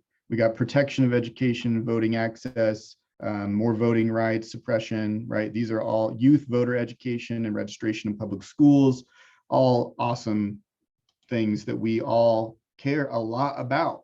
And so now it's time to craft our story about those things. So here's what I'd like you to do. On your piece of paper or your Word document or wherever you are doing your work, at the top of that page, put that issue that you care about. Put that issue that you think is really important and it's driving you to actually do something about. Okay. Now, right underneath that, I want you to write story of self. And I'm going to give you 3 minutes. It's not a long time.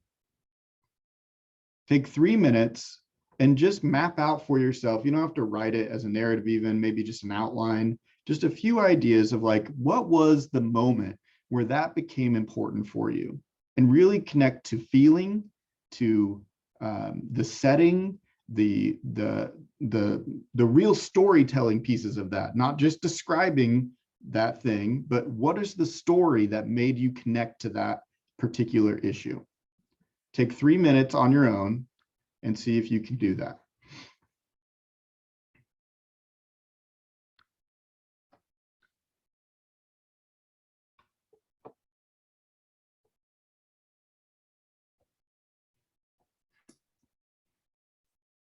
Adam, do you have any music to play for us? Oh, well, do you like some banjo background music? Yes, please. Adam is a banjo playing professional, or I guess some people would say professional banjo player, but I don't know if you call it professional, because just like I force people who I'm on Zoom calls to listen to me. But yeah, he's pretty amazing no matter what he calls himself. Not in tune, but you have to wait just 1 second.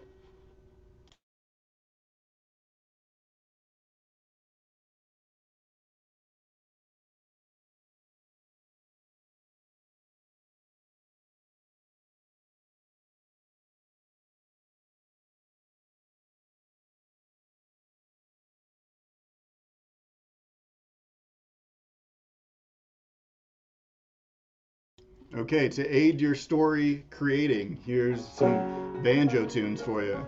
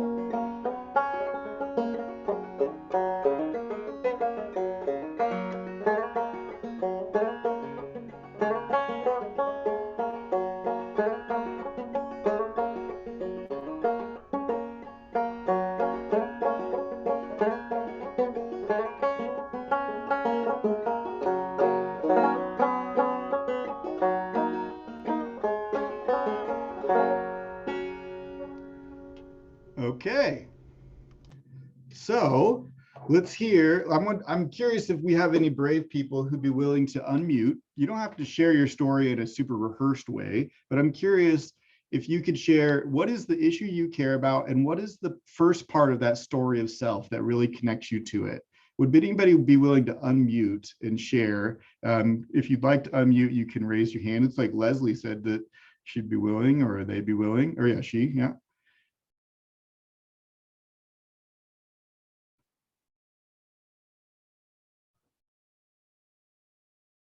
Are we? Oh, there she is. There I am. There we go. So I had put down anti-democracy, and that'd be a mouthful for any example. But so here it is, really short, unrehearsed, and very banjo bouncy. Yeah. I was born into a diplomatic family. I was born overseas, and my parents were involved in bringing American values to our community of international partners.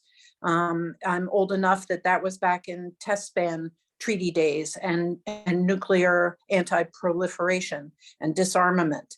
And when we were reassigned to Africa, it expanded into more personal human realms of food security and inadequate access to education and disparities between the sexes in health delivery. And then I came back to America for college, and I found we actually couldn't offer contemporary examples of our successes in almost any of those areas. And I drove around New England, but then also all through the mid-Atlantic states. And I was hearing airwaves full of ideology that was nothing like what I had learned America was supposedly about. And it was the years that Rush Limbaugh was taking off, and words like feminazi were coming into common parlance. And so that is my me story. And it's very full and fraught. And that's as bouncy as it can get. Leslie, that's great. So here's the part in my head that I picture. I picture you in the car. Like this is why I love the story of self, is it brings us to a place. I picture you in the car driving and hearing Rush Limbaugh, and I could picture your face as these words come over the airwaves, right? And you're just going, the confusion and the unsettling that must create. Yeah, thank you for sharing that. That's really great. I think we have another person maybe in the queue here. Monica? Yes. Hi. Hi, Adam. Monica Vargas. I work with the UFCW Local 2, that is the Union Food and Workers and Commerce Workers here in Kansas. We represent a large community that is immigrant and refugee, but of course, people from all ethnicities and American citizens, residents. And one of the reasons I am here is because I am very interested in promoting a bill for the driver license or a driver permit for all Kansas residents. And this is my personal story. I moved as an immigrant 10 years ago from Colombia, my native country, and while I was studying for a graduate school, I was working as a waitress, and many of my colleagues were also immigrants. In the hospitality field, many of them are immigrants. And one night I saw how scary my coworker, who was also from Colombia, was, because of his wife had gotten a flat tire in the middle of the night. And he said to me he had to reach out to her before a police officer would do it. I was very confused. I was lucky enough to come to this country with a green card. So I didn't understand. I really didn't understand the situation. And then I saw a lot of commotion in the kitchen, and everybody was like, we have to get there before someone else do it. And then I realized that because of she didn't have, she was still undocumented after 20 years in the US, after having 2 children, 2 US citizens. She was still undocumented, and she had no opportunity to have a driver license. So if this officer would come to her for assistance on the road, she would get asked for her papers, for her driver license. And just that reason could refer her to ICE and start a deportation process for her. So I was in shock. And then I learned more about the situation of these immigrants, and I ended up. It's funny because I used to work in the public service, and I was in graduate law school, and because I was an attorney also in Colombia, and then I became an attorney here. And then I moved my field, and I became an immigrant attorney, and my thing is advocate for immigrant rights, exactly for stories like that there are thousands and thousands in this country. Yeah, Monica, that's so helpful. I think, you know, it's a great example of an issue that without the personal story, people don't always know why it matters. Like, it's super easy to get a driver's license, right? It's no big deal. Like, that's just something we all do. But this personal story puts it in a different context for us. And what I'd love to hear even more in your story is not even just describing the consequences of like ICE and all that, but like, what did it feel like in that kitchen? What were the emotions that you could see on the people's faces? Like, though that's compelling to me to hear, like, this community rallying around this person when they for what really should have been a routine, you know, easy thing, but that it created all of this other ripple effect. Thank you, Monica. So that's a great example of what we're trying to do. Thank you, Adam. Yeah, and I think we have maybe one more. So Linda. Oh, maybe, or is it? Oh, there you go. Hi. I actually listed several things, so I had to pick one, and basically the survival of the working class, you know, having food and having healthcare. My story is actually by way of my family. My mom was the oldest of 8 kids, and a father that was a boozer, and they went hungry many times. And then my father, she was born in 31. My dad was born in 23 in the Ozarks. And his father was perpetually hospitalized. And there were 5 kids, and he was the oldest, and they went hungry a lot. And so basically when we were raised, I mean, they told me what they had to do to survive. And my dad always talked about the New Deal, Roosevelt's New Deal. And if it wouldn't have been for that, they would never have survived. And so he was actually a lifelong Democrat for that reason. But the actions that they took, if there was anyone who needed help, they helped them. And I remember bringing a friend of mine from school. His dad was an alcoholic. There was no food in the house. And I would bring him home after school, and my mom would feed him. And then he would go home. And if it was bad weather, she'd drive him home. But we reconnected years later.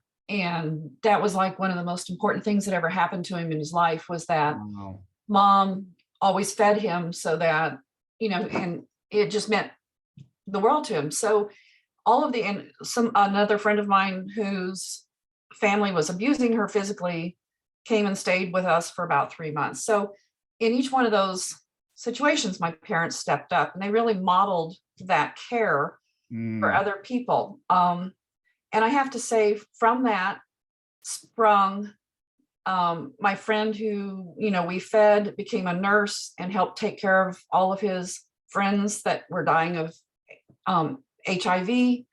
I went into the nonprofit work. My nephew went into nonprofit work, and the ripple effect of everything that happened is what is a story to me. Yeah, I love that. I mean, it's again, I'll push all of us to really connect to those storied moments. So the story, Linda, that I connect to with you and you're shared is your mom bringing this person into your home to feed him. And like, I imagine you as a kid, like what that experience was like. And then to hear that you reconnected with him later, to hear the part 2 of that story that you may have not gotten as a kid. That's so powerful. And with all of these things, you can hear how it moves us beyond some of the like political boxes that we immediately get placed into that often shut down the conversation. When you start with these stories, you actually are expanding curiosity and expanding the possibility of conversation. And you guys are killing it. You're doing great with this. I'm so jazzed that this group of advocates is out in the world doing stuff. So this is awesome. Okay, so we're gonna move. I want to keep us moving because my hope is to make it through the other two phases here in a similar fashion, right? And I'm not holding you to this standard in this creative process, but I will say, as you're thinking about this, you want to try to get your whole spiel so that you could do all three: the story of me, the story of us, the story of now, and in about 5 minutes tops. Like it has to be pretty quick. And that's why I encourage people to rehearse it, because the editing process and distilling it so that you can kind of have it in your mind and quickly just go through all those pieces is really great. And sometimes you have more time that you could have just an extended kind of conversation, but realistically, most of the time we don't have endless amounts of time to do that. And so having it really nailed down to kind of a 5-minute moving through the story of me, the story of us, the story of now. And so let's move to the story of us. So we're moving now away from that personal moment that formed in you to how do we hope to call others into this place? And I realized that I can actually share screen. I didn't know that before. And so thank you for showing that to me. So during this time, I'm going to give you another 3 minutes on your own. And then I'm just going to put that on the screen so you can see the questions that are there, especially in this first paragraph, that are really helpful to start to form your story of us. So when you move from the story of me to the story of us in 2 or 3 sentences, how could you describe the us that you're hoping to call upon? And while you work, I will offer you some sweet, sweet banjo tunes here.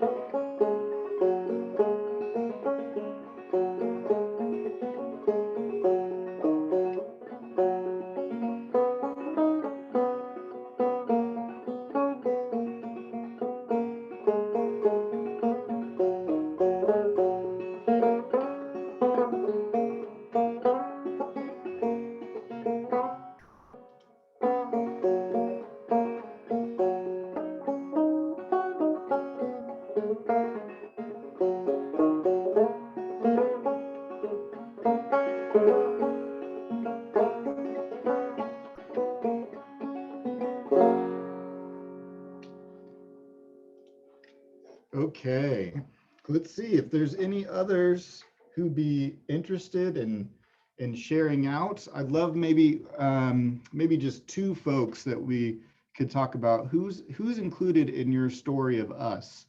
How does that story expand from your story to a community that you're hoping to impact? I'd love if we could have some folks unmute, maybe two folks. We could hear about that. And I think to do so, we have you raise your hand is the way that goes. Sometimes this is about who does this issue impact? Who are the people who are experiencing this? And we heard it in the first people who unmuted and shared that they started, you could feel that natural transition that they were starting to get there. When Monica was talking about the immigrant community, that'd be the story of us, that community around them, and the stories of is our democracy for everyone being part of that question. So anyone have even if you don't have anything, anybody willing to share what it was like to, or maybe even some of the struggles you maybe came across as you tried to come up with the story of us? I'd love to hear from somebody besides just me, but if we don't have someone, it's all right too. It's Michael. So Adam, when I'm thinking about this, there's a lot of really bad bills that are going to be hitting the legislature this year. And, one of them I spoke about specifically earlier, which is a push to invalidate all local non-discrimination ordinances, inclusive non-discrimination ordinances, and make it impossible for any municipalities to enact their own. And so that's kind of a really broad community. So in something like this, is it really like digging down and thinking, it's me, it's my in the self, right? Yeah. And us, it's my neighbors, my friends. Is it as easy as just my friends, family that live in Kansas? Yeah, I think it's really great even to share the story. Like what I did in the neighboring movement one is I shared about the neighbor, right? And I shared his story during my story of us time. So like, Michael, if you have a specific person you think of when you do that, like this doesn't just affect me, here's how it affects, this person I know in Lawrence. Here's how it affects this person I know in Wichita. Here's how I know, so you can say this is the community that's impacted by it. Sure. Well, I guess specifically when we were in that non-discrimination fight in Roland Park in 2014, we had, we did a lot of what you're doing now. I just didn't have a name for it, which is great. Thank you so much. But we found someone in the community who's now a friend that she had never spoken publicly about being a part of the queer community. And she was able to get up in front of the council and articulate her thoughts and her fears and share her personal story because, not passing that would have impacted her in her job. Yeah. She could have been fired. That's so good. Yeah. I think also this is the story of us is a place where if you know it, you could bring in data, right? So like a data point that says, like for my example, recent research shows that 75% of adults experience loneliness at least on a regular basis, and that's and for that means on your block, where most blocks have in my neighborhood have about 20 homes. That means somebody in those 20 homes is probably experiencing loneliness this week. Right. So now I'm really connecting it and saying, this is the community. I can define them. I can give them some parameters to show you what those folks are. Excellent. Thank you. Lori Linda in the chat here has a good comment for my story of us, the people that have home and food and security, we together should hopefully understand that Medicaid expansion, supporting ACA and the policies that can help support those who are struggling and free them to grow and reach new heights that allow them to contribute even more to society. Great. Yeah. This is wonderful stuff. So as we move, I'm going to move us, we're kind of hitting the end of our time now. We move to the story of now, and I'll share my screen here again. So in the story of now, here's some of those questions. And I hope you got this. I'll put this in this document again in the chat. Maybe the mainstream folks can help me with that, so that you have this, because this, you could use this document. It gives you kind of a step-by-step process, right? But here's the story of now. What's the urgent challenge? What vision might we share, or of what could be if we succeed? What specific action could we call people to here? So those are our story of now, that bringing it home with the action that we're asking people to do.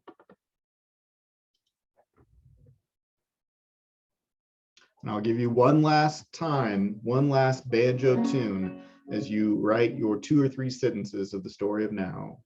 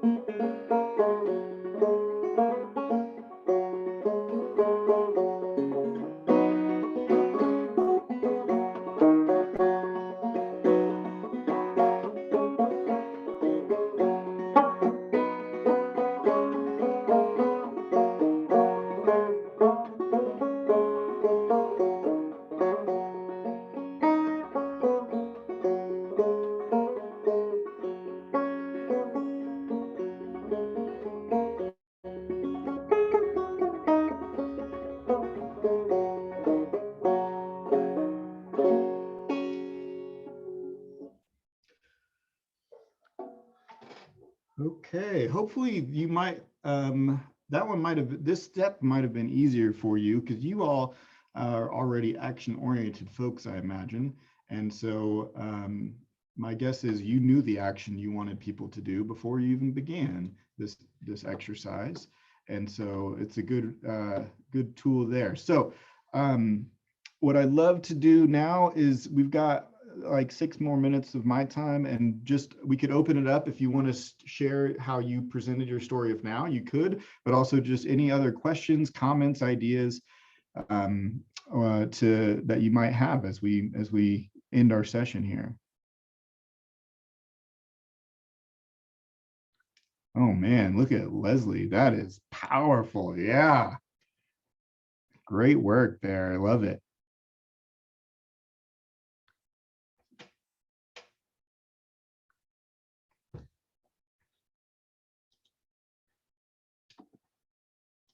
And if there's no other questions or comments, then I really appreciate being on this with you all, and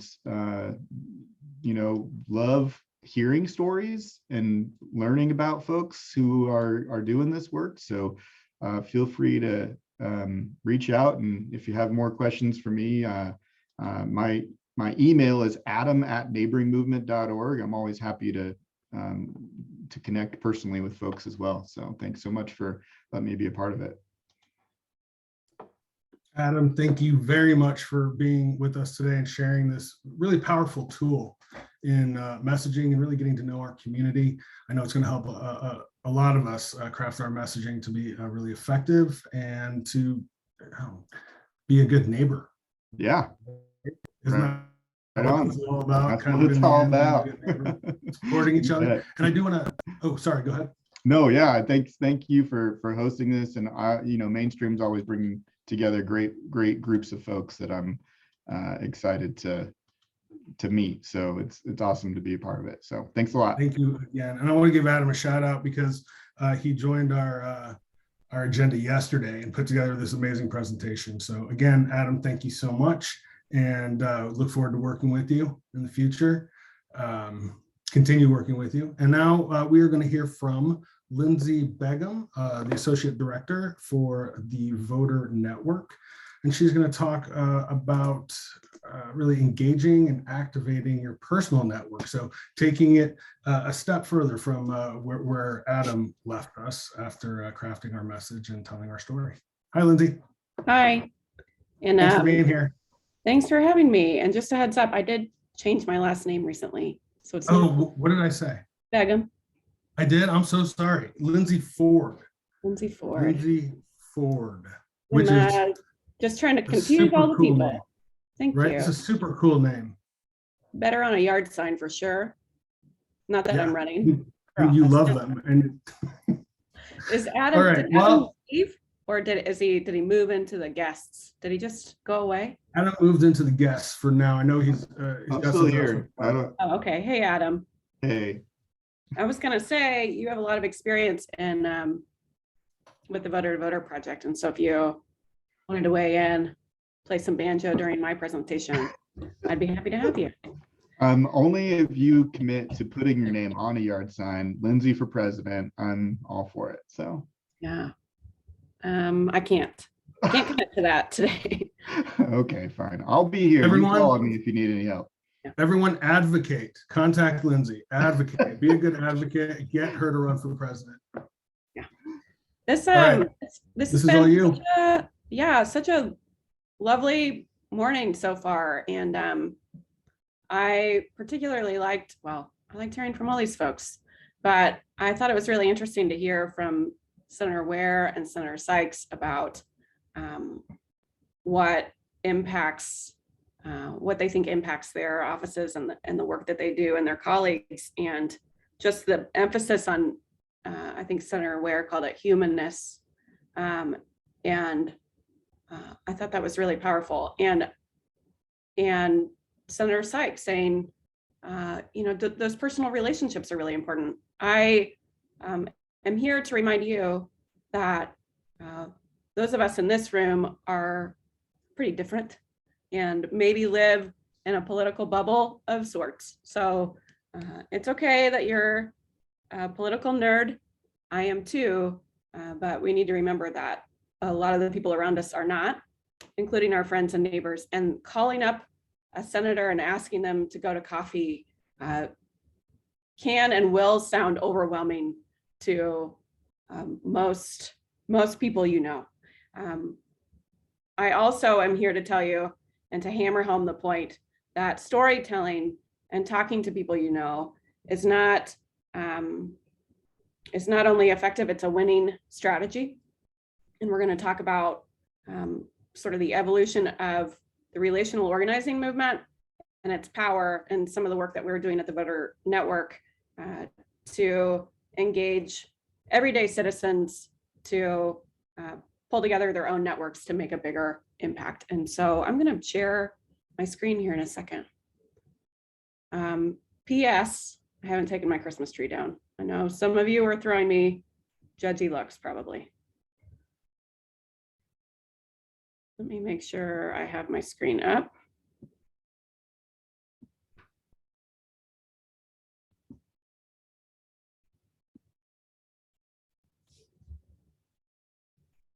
We've talked a couple of times, or you've heard Michael mention, and you're going to hear a lot tomorrow from Planned Parenthood about the constitutional amendment on the August ballot in 2022. There will be some other important races on that ballot. For example, the Republican Party will have a primary for the Secretary of State's office. So our current Secretary of State has a primary, and Republican voters will decide who moves forward from that August primary to the November election. And those two gentlemen will have a big impact.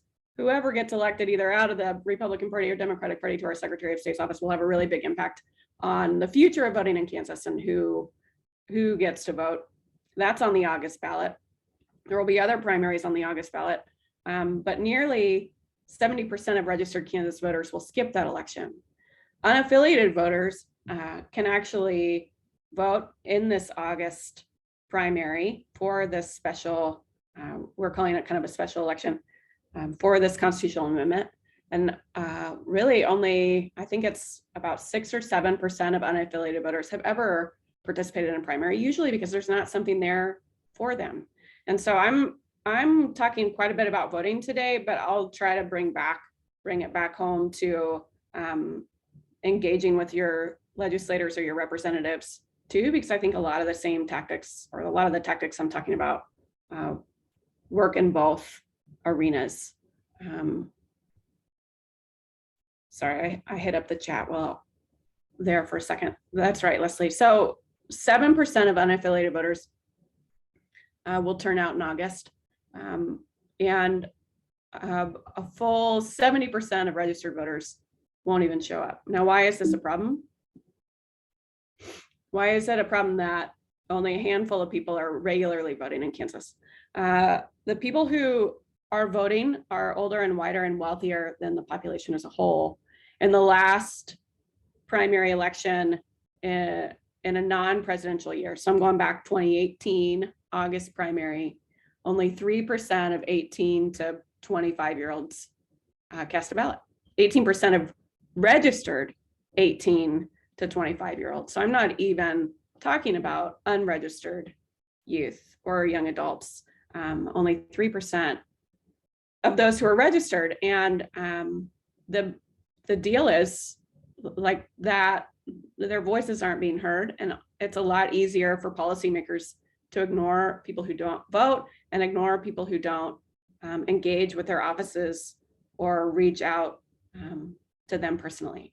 Now, it's not Senator Ware's fault or Senator Sykes' fault. And I know a lot of really smart and thoughtful representatives and legislators serving in Kansas who are doing the best they can to make sure those voices are heard and kind of break through in their offices. But like they said, sometimes just the quantity matters. And so if you're hearing from 100 people about an issue and you're not hearing from 18 to 25-year-olds, their voices can often be lost. Candidates and political parties don't often have, and I would say elected officials often don't have the time to really sort down to that and address that problem from the positions that they're in. And so especially once you get into the legislative session, things are moving so quickly. A lot of these folks have regular full-time jobs in addition to this time that they then take off and come to the legislature. And things move really quickly. They're there long nights and long days. And so their time is limited. And so reaching out to make sure that unusual participants or unusual voices are heard can be pretty onerous on a sitting legislator.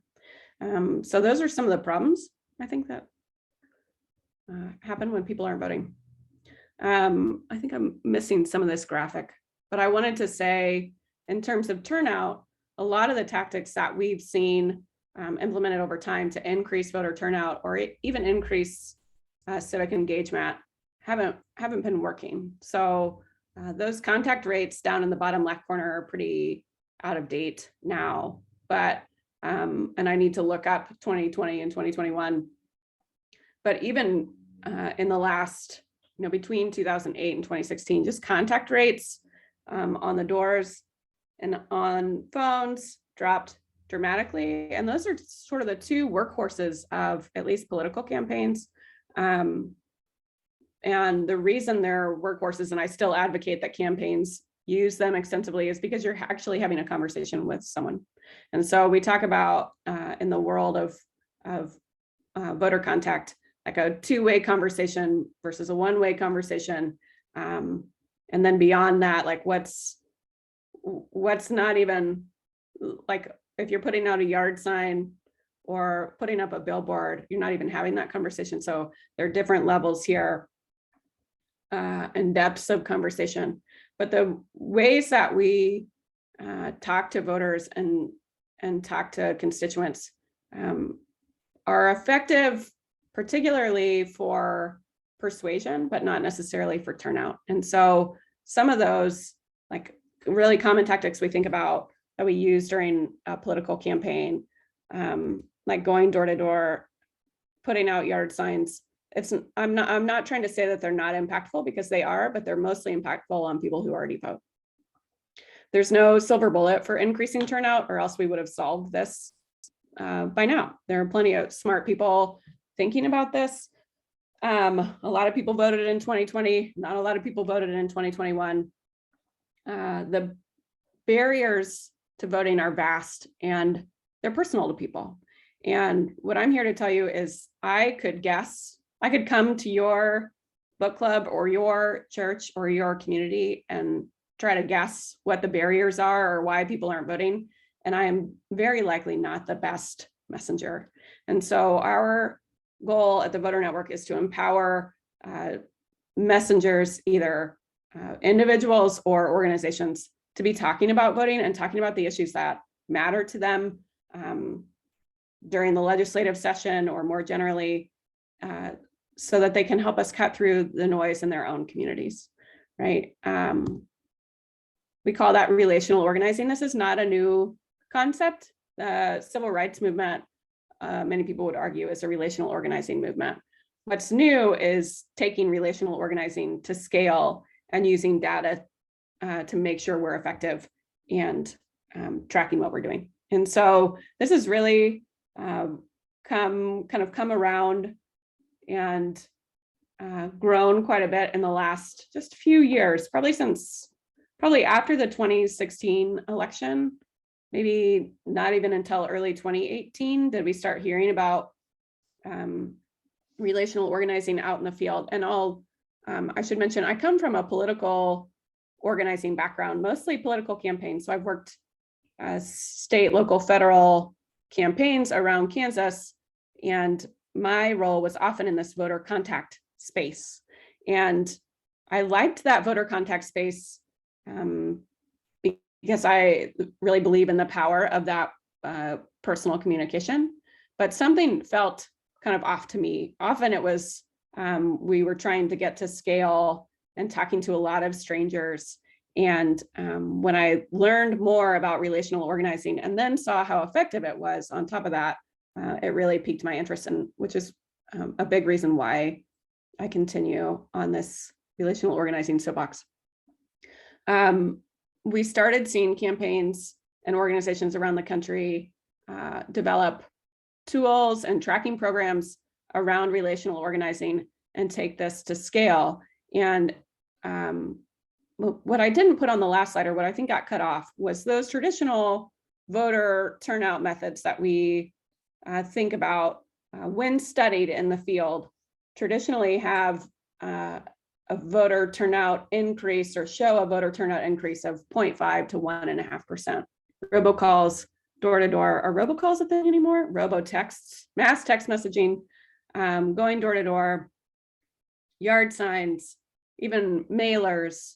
We were seeing about a 1% increase in turnout. When we started hearing about relational organizing impacts on turnout in early 2018, we were seeing closer to 3 or 4%, which doesn't sound like a lot, but it is a lot in this space. And so we started looking at this. The reason it works, this is probably pretty intuitive, but we are bombarded with messages all day, every day. And it's hard to know who to trust these days.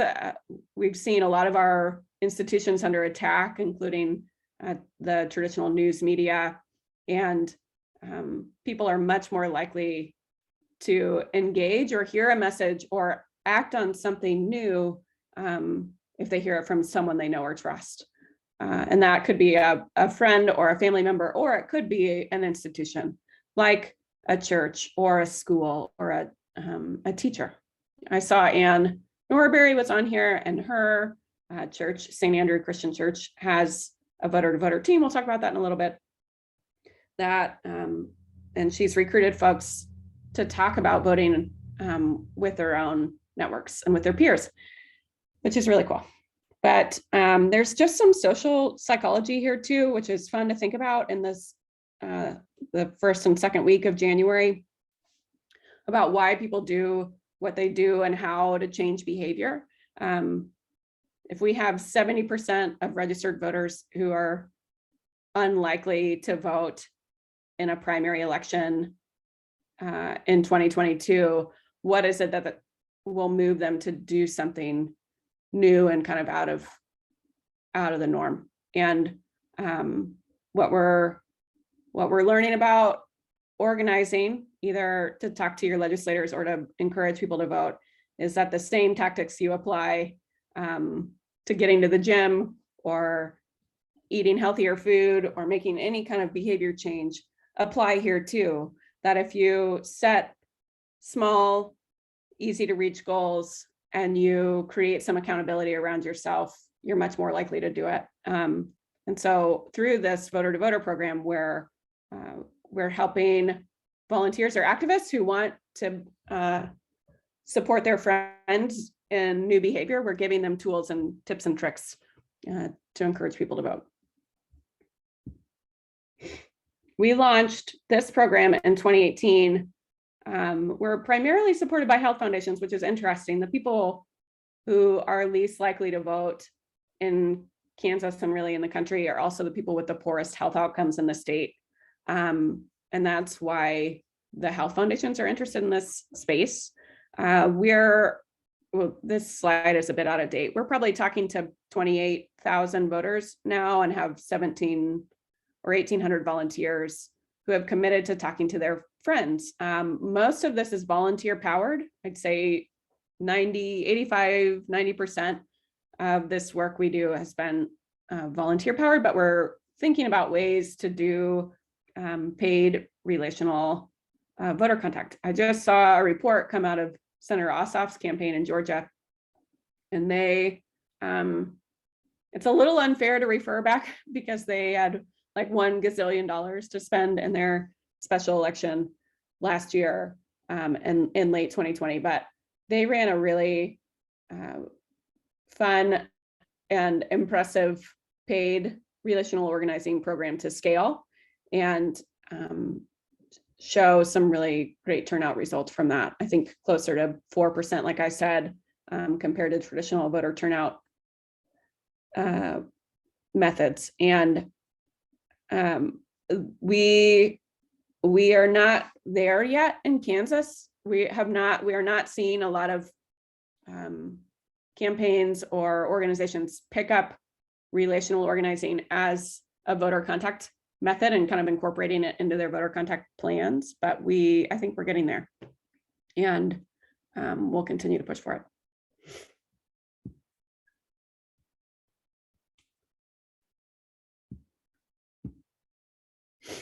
Okay, so how do we do it? Pick 10 friends, make sure they go vote. So it's sort of to Adam's point about just making personal contact with the people on your block.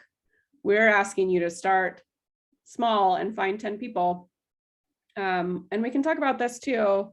I'll be done with this presentation in a little bit, and maybe we can brainstorm about this, but how this works when you're advocating in Topeka, for example, and you have an issue you really care about, but picking 10 people and then kind of holding their hand through the process and not assuming that one Facebook post will get them there, but really making the extra effort to walk them through the process. That's how we have trained our volunteers, who we call ambassadors. We also built this tool so you can see which of your friends are regularly voting and which are not. And I actually just read a study a couple of months ago and was on a call with an organization called Vote Tripling out of California, and they do relational organizing mostly to scale. They don't have a tool, they just have this concept that they call vote tripling that they're trying to encourage more campaigns and candidates to use, where you as a voter or an activist make sure you bring 2 or 3 friends along. I think it's 3, vote tripling, right? I was trying to decide if you yourself counted in the 3 or if it was, anyway, I think it's 3 other people that you make sure go vote, and they they like 3 because they think it's a really manageable lift for someone who wants to get started in activism or wants to be more engaged, but maybe doesn't have the time to really dig in. And so they have done some studies around some of the programs they've implemented to scale. And what they're sharing is that about 80% of the time, if you pick 10 friends or 3 friends to talk to help them engage either civically or to vote, that 80% of the time you'll have guessed their political persuasion correctly. But only about 45% of the time will you have guessed their likelihood to vote correctly.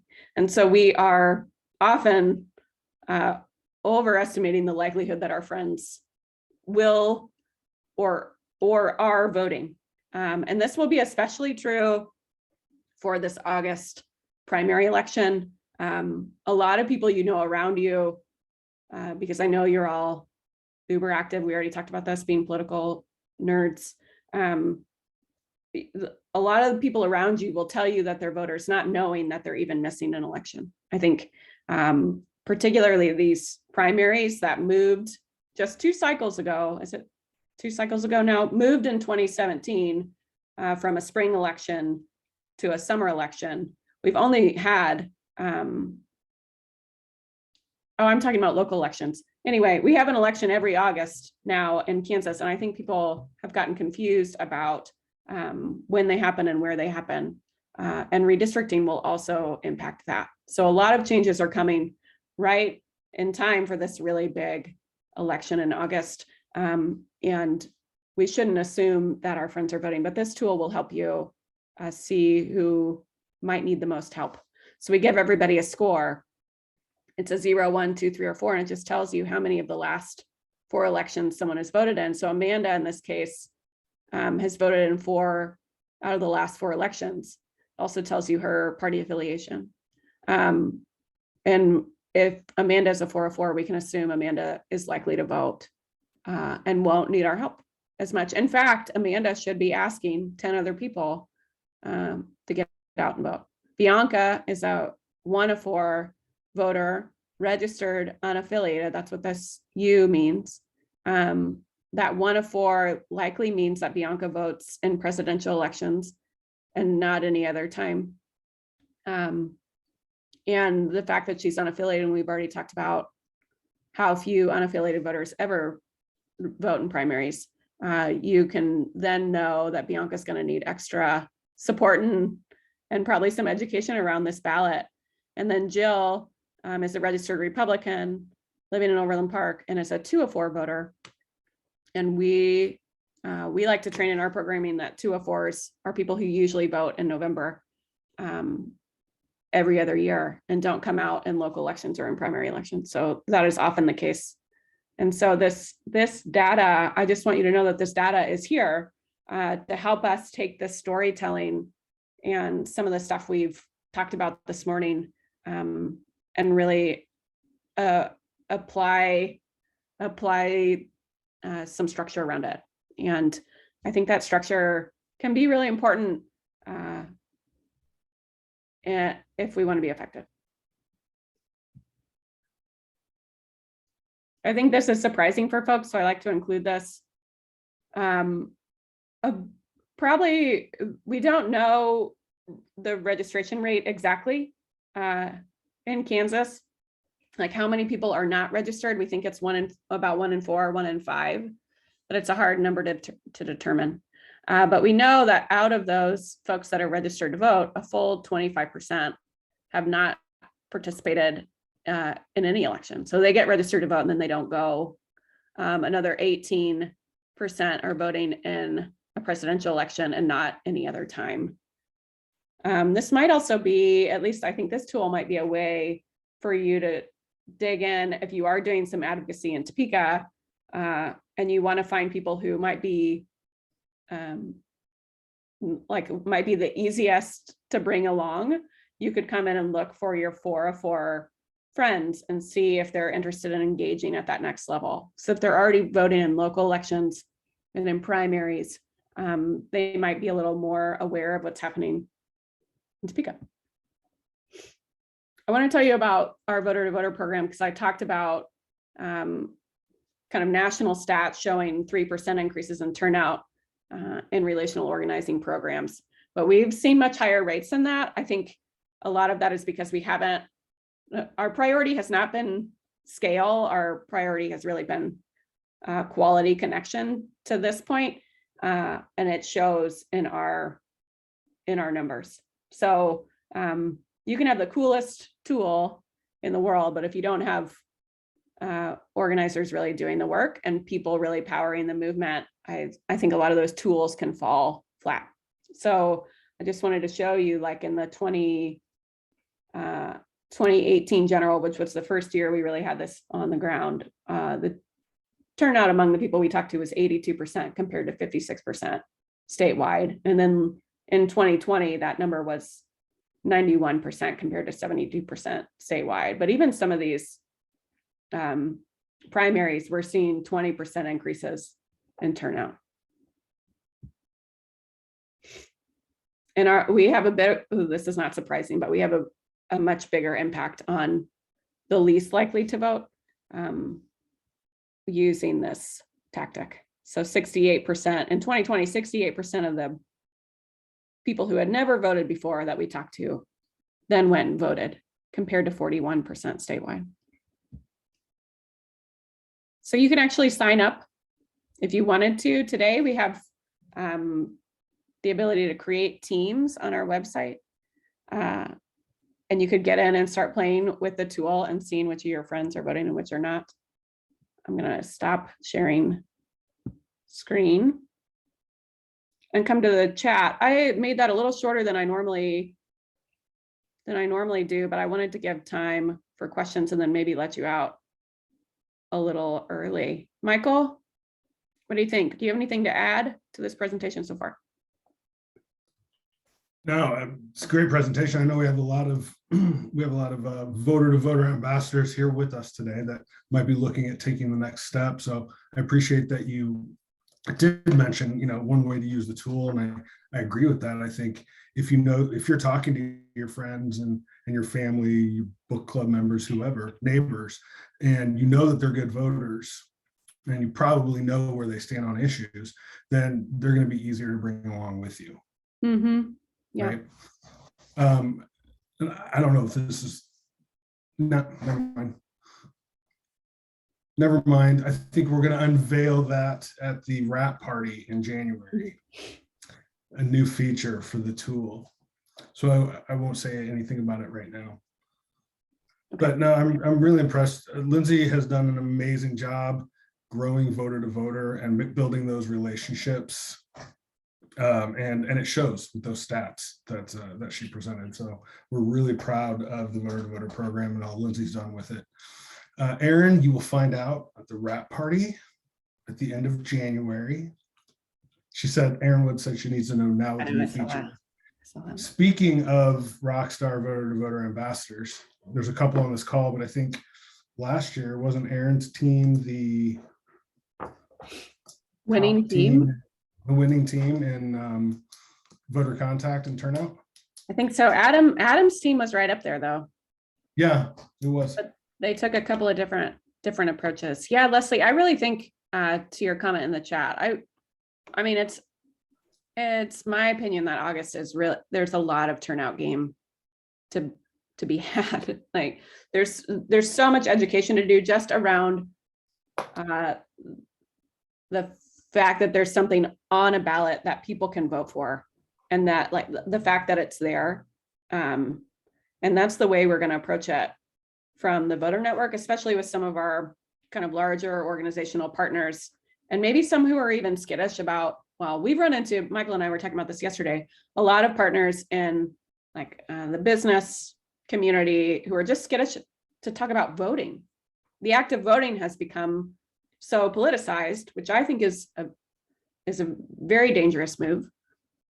That even approaching them and asking them to talk to their employees or the people they serve about voting has been a tough sell. And so that's what we're going to work on to a degree in this first quarter, second quarter of the year, trying to find partners and encourage them to engage just around getting information out about the fact that there are really important things on this August ballot. Leslie raised her hand. Should we unmute her? We did. So dangerous. Thank you, Laurel. No, I really was joking with that comment, but you know, I think we do need each of us in our own personal advocacy and in the roles we play in the bigger community to think carefully about calming those fears about voting, right? Like it's almost like we need a civics education designed for business community members so that they are not afraid of talking about it. And it used to be years ago, we'd say, oh, you know, you can't talk religions and you can't talk politics at the dinner table. And I'm like, okay, so like, what do you talk about, right? It all kind of comes back to that. That's my second joke of the day. Yeah. Thanks. Speaking of storytelling, the word disembowel really creates a visual, doesn't it? I saw that in your comment earlier, Leslie. I can't think I've used that word. No, I'm going to. I aim to entertain. Well, and I think Leslie brought up a point in chat as well, that her takeaway, and I think you said that we need voter to voter in a massive, massive turnout, like you were talking about, Lindsay. And, you know, Mainstream connected with some, as well as the voter network, but Mainstream connected with some candidates who used voter to voter and overlaid that on top of their campaign. And so they not only had their traditional tactics of door to door and mailings, but they had people working on their campaigns that were, or volunteering for their campaigns that were specifically tasked with relational turnout. And I think they saw a really great benefit to it. And again, any candidate that came to Mainstream and wanted to use the tool, we set them up with it. Yeah. But there's so many uses, and we do need everyone we can. So if you're not already a voter to voter ambassador or on a voter to voter team, I do encourage you to please reach out to Lindsay, go to voter2voter.org and sign up for a team today, so we can start you can start talking to your community and your people and telling their stories. I didn't talk about this today in this presentation, but I'll mention too that we in 2019 launched an online tool called ksballot.org. It's not live now. I'm telling you the website, but you wouldn't see anything if you went there. It's only live for the 6 weeks before every election, but it's a nonpartisan candidate guide where you put in your address and everybody on your ballot comes up. And the reason we launched it in 2019 is because it's much harder in a local election year to find a tool like that, where you can find information about your school board candidates and your city council candidates. And we're really excited about the possibility of growing that tool and the content that's in that tool and the information available to voters. But we're also looking at potentially opening up a tool that's very similar that would be available year round, where you could look up your elected officials and find their contact information. And Mainstream already has the KS Leg lookup that he's mentioned today, where you put in your address and you can find the contact information for your state rep and senator. The place we're trying to get to now is that would also go further down ballot. So you would get contact information for your school board member and city council member, county commission member, which we know a lot of you want to talk to those folks right now about their decisions around masks. So getting their contact information really available and easy to find, and just kind of filling in some of those gaps that are making it hard for people to jump into advocacy. I think a lot of us probably suffer from, and when you go talk to your friends, especially about calling their senators or their state reps to advocate, a lot of us suffer from fear of talking about something that we don't feel like we 100% comprehend or that we're experts on. I know I certainly feel that way.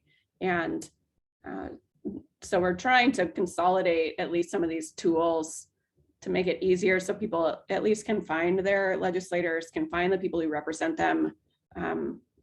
And those seem like kind of the low hanging fruit, right? Why are we in 2022 and that isn't a service that's already out there and provided, and we're addressing it through the nonprofit space is another question. But I just wanted to share that. Sure, but I think that goes to the point. It's bragging time. You know what?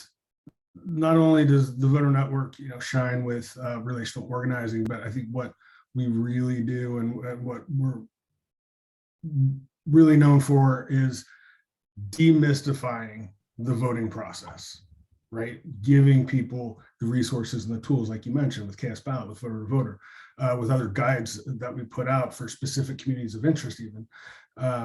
You've demystified the voting process for people, and that is taking away one of the first barriers to voting generally. And I think Mainstream does a pretty excellent job of demystifying the legislative process and giving you access to your elected officials, whether that be at the state, local, or municipal level. Bragging time over for the moment. Yeah, we will have a wrap party at the end of the month. We've been doing this the last couple of years. It'll be on Zoom, where we reflect on our efforts in 2021. And there are a lot of cool initiatives that we engaged in that I didn't talk about here. And we'll also kind of lay out a plan for 2022.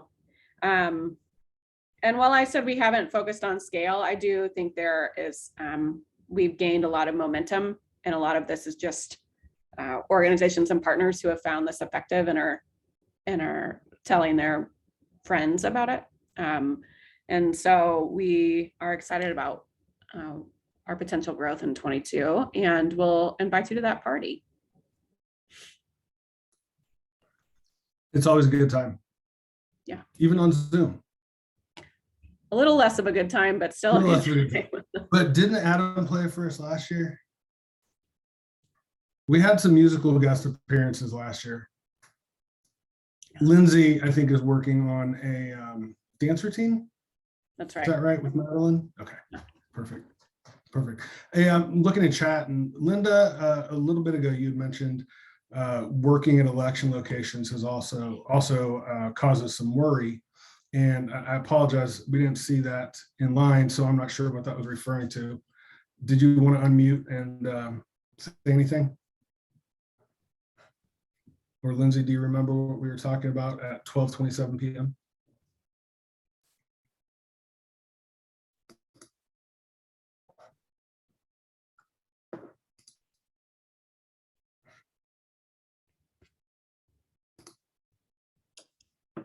I think, yeah, I'm sorry, it took a while to get the unmute button. I think we were just talking about, demystifying kind of like the voting process and getting voters to the polls. And myself, I've worked elections in the past, and not this last year, and another friend, and we're talking, and we're both feeling that we should work the elections this year. But, of course, there's a little worry too as to what is going to be thrown at election workers with all of this misinformation. But then we think, well, who better to handle it? We can take it. So not only is it getting people to the polls, but also I think some conversations with voters about what that experience is going to be like. I mean, I think some people, are a little bit worried about protests there and things that could happen.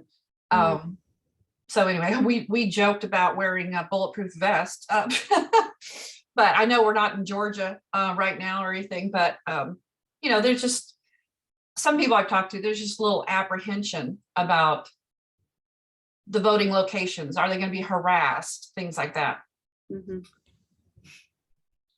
Valid concerns. Yeah, that's scary.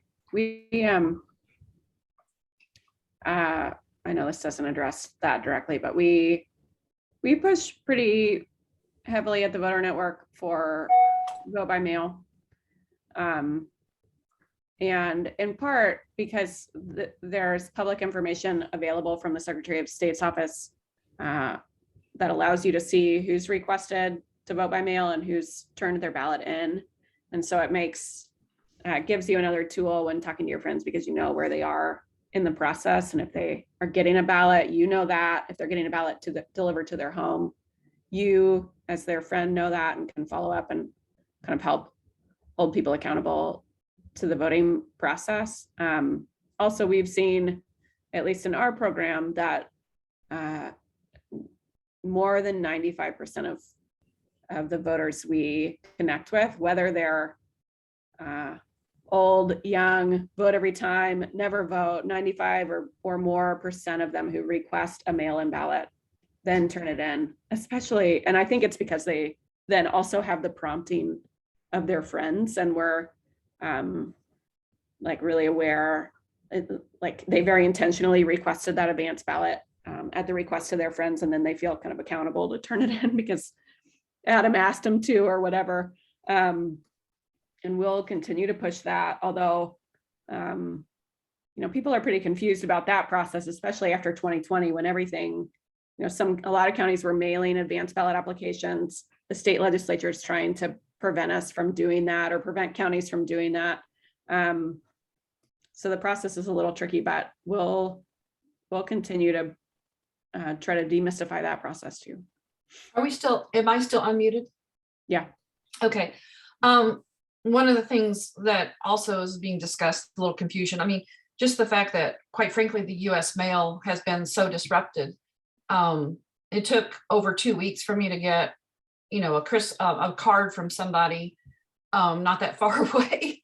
And I work in a law firm, and some of the mailings, it takes a while for that to get to people. So I think, as I talk amongst friends, we're voters and stuff, it's like, okay, but do you put your ballot in the mail and then worry about when it's going to get there? And then, what kind of legislation is going to be thrown out or rules, of what they're going to count that went into the mail. And so that's just really, unfortunately, has caused so much nervousness about the voting process. Yeah, I regardless of where the laws land, I think the editing of these voter process laws is voter suppression in itself. Because we all end up confused and scared about whether or not we're breaking a law or doing it correctly, or if things have changed between last November and this November. I think just the constant edit and reshape of our election laws really equates to voter suppression. Right, and I think Melissa in the chat, she was asking, she wonders if Secretary of State is encouraging high school students to work at the polls, and I haven't heard anything, Lindsay. I don't know if you have. But as far as the ballot box locations, Leslie put in there, making sure Kansas or KS-Leg doesn't do away with the ballot drop boxes, and there's rumors that bill is coming this year in 22. So that's another thing to be on the lookout for. Another thing will be mainstream will be fighting. And advocacy begins at the ballot box, right? Because if you have good people in office, then you don't have to do everything on the back end, right? So once you vote, then we ask you to do more than vote and take that next step, get your friends to vote, and then look at some more, advocacy tools and ways that you can contact those people in office and bring other people along. I think every part of that could help address some of these issues, but especially, and I'm talking mainstream, not voter networks, we like to draw that line, voting the right people in office.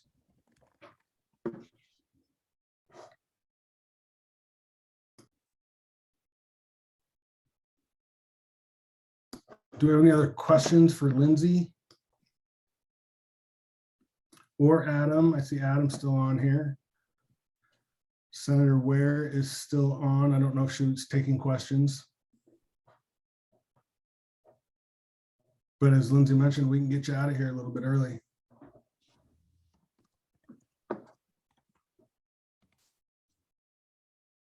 All right, Lindsay, any words of wisdom to leave us with today? Really appreciate you being here and making the time. Oh gosh, words of wisdom. That's some real pressure. I mean, I know. I need a tagline, like a personal tagline. Friends don't let friends skip elections. I mean, yeah, that's what I think. That's what I think of when I see you. When I hear your name, because she will not let that happen. All right, thank you, Lindsay, very much again for being here. And I'm sure we danced us out. You've been requested to dance out. Come to the Doesn't rap look like party. that's at the rap party. She will dance out at the rap party. Yeah. I'm gonna go ahead and share my screen again. Lindsay, thank you again for being here. Really appreciate you and everything that you are doing over on the Voter Network. Want to talk about tomorrow, because what are the next steps, right? If you haven't already, please register for tomorrow's training. It begins at 11 a.m. and it'll wrap up around 2:45-ish. But we're really going to dig into messaging tomorrow and the issues that issues and the priorities that mainstream will be fighting for this year. LGBTQ equality. We have Tom Witt, Executive Director of Equality Kansas. Redistricting with legal women voters, Game On for Kansas Schools, and Kansas Interfaith Action. We'll be talking public education, not only the so-called CRT, but also school funding. And then we'll hear from Rachel Sweet with Planned Parenthood, Great Plains Votes on reproductive rights and about that horrible amendment on that special election on August 2nd. And just a reminder, we will have tomorrow a break for a KS Fair Maps redistricting press conference. So thank you very much for being with us today. Thank you to all of our guests, Senators Sykes and Ware, Adam Barlow Thompson and his banjo, Lindsay Ford, and Laurel. Thank you for running tech in the background. You're making this whole thing move forward. And of course, to all of you for taking that step to do more than vote, to advocate for good public policy in your communities. Let's keep telling those stories, and hopefully we'll see you tomorrow. Thanks again.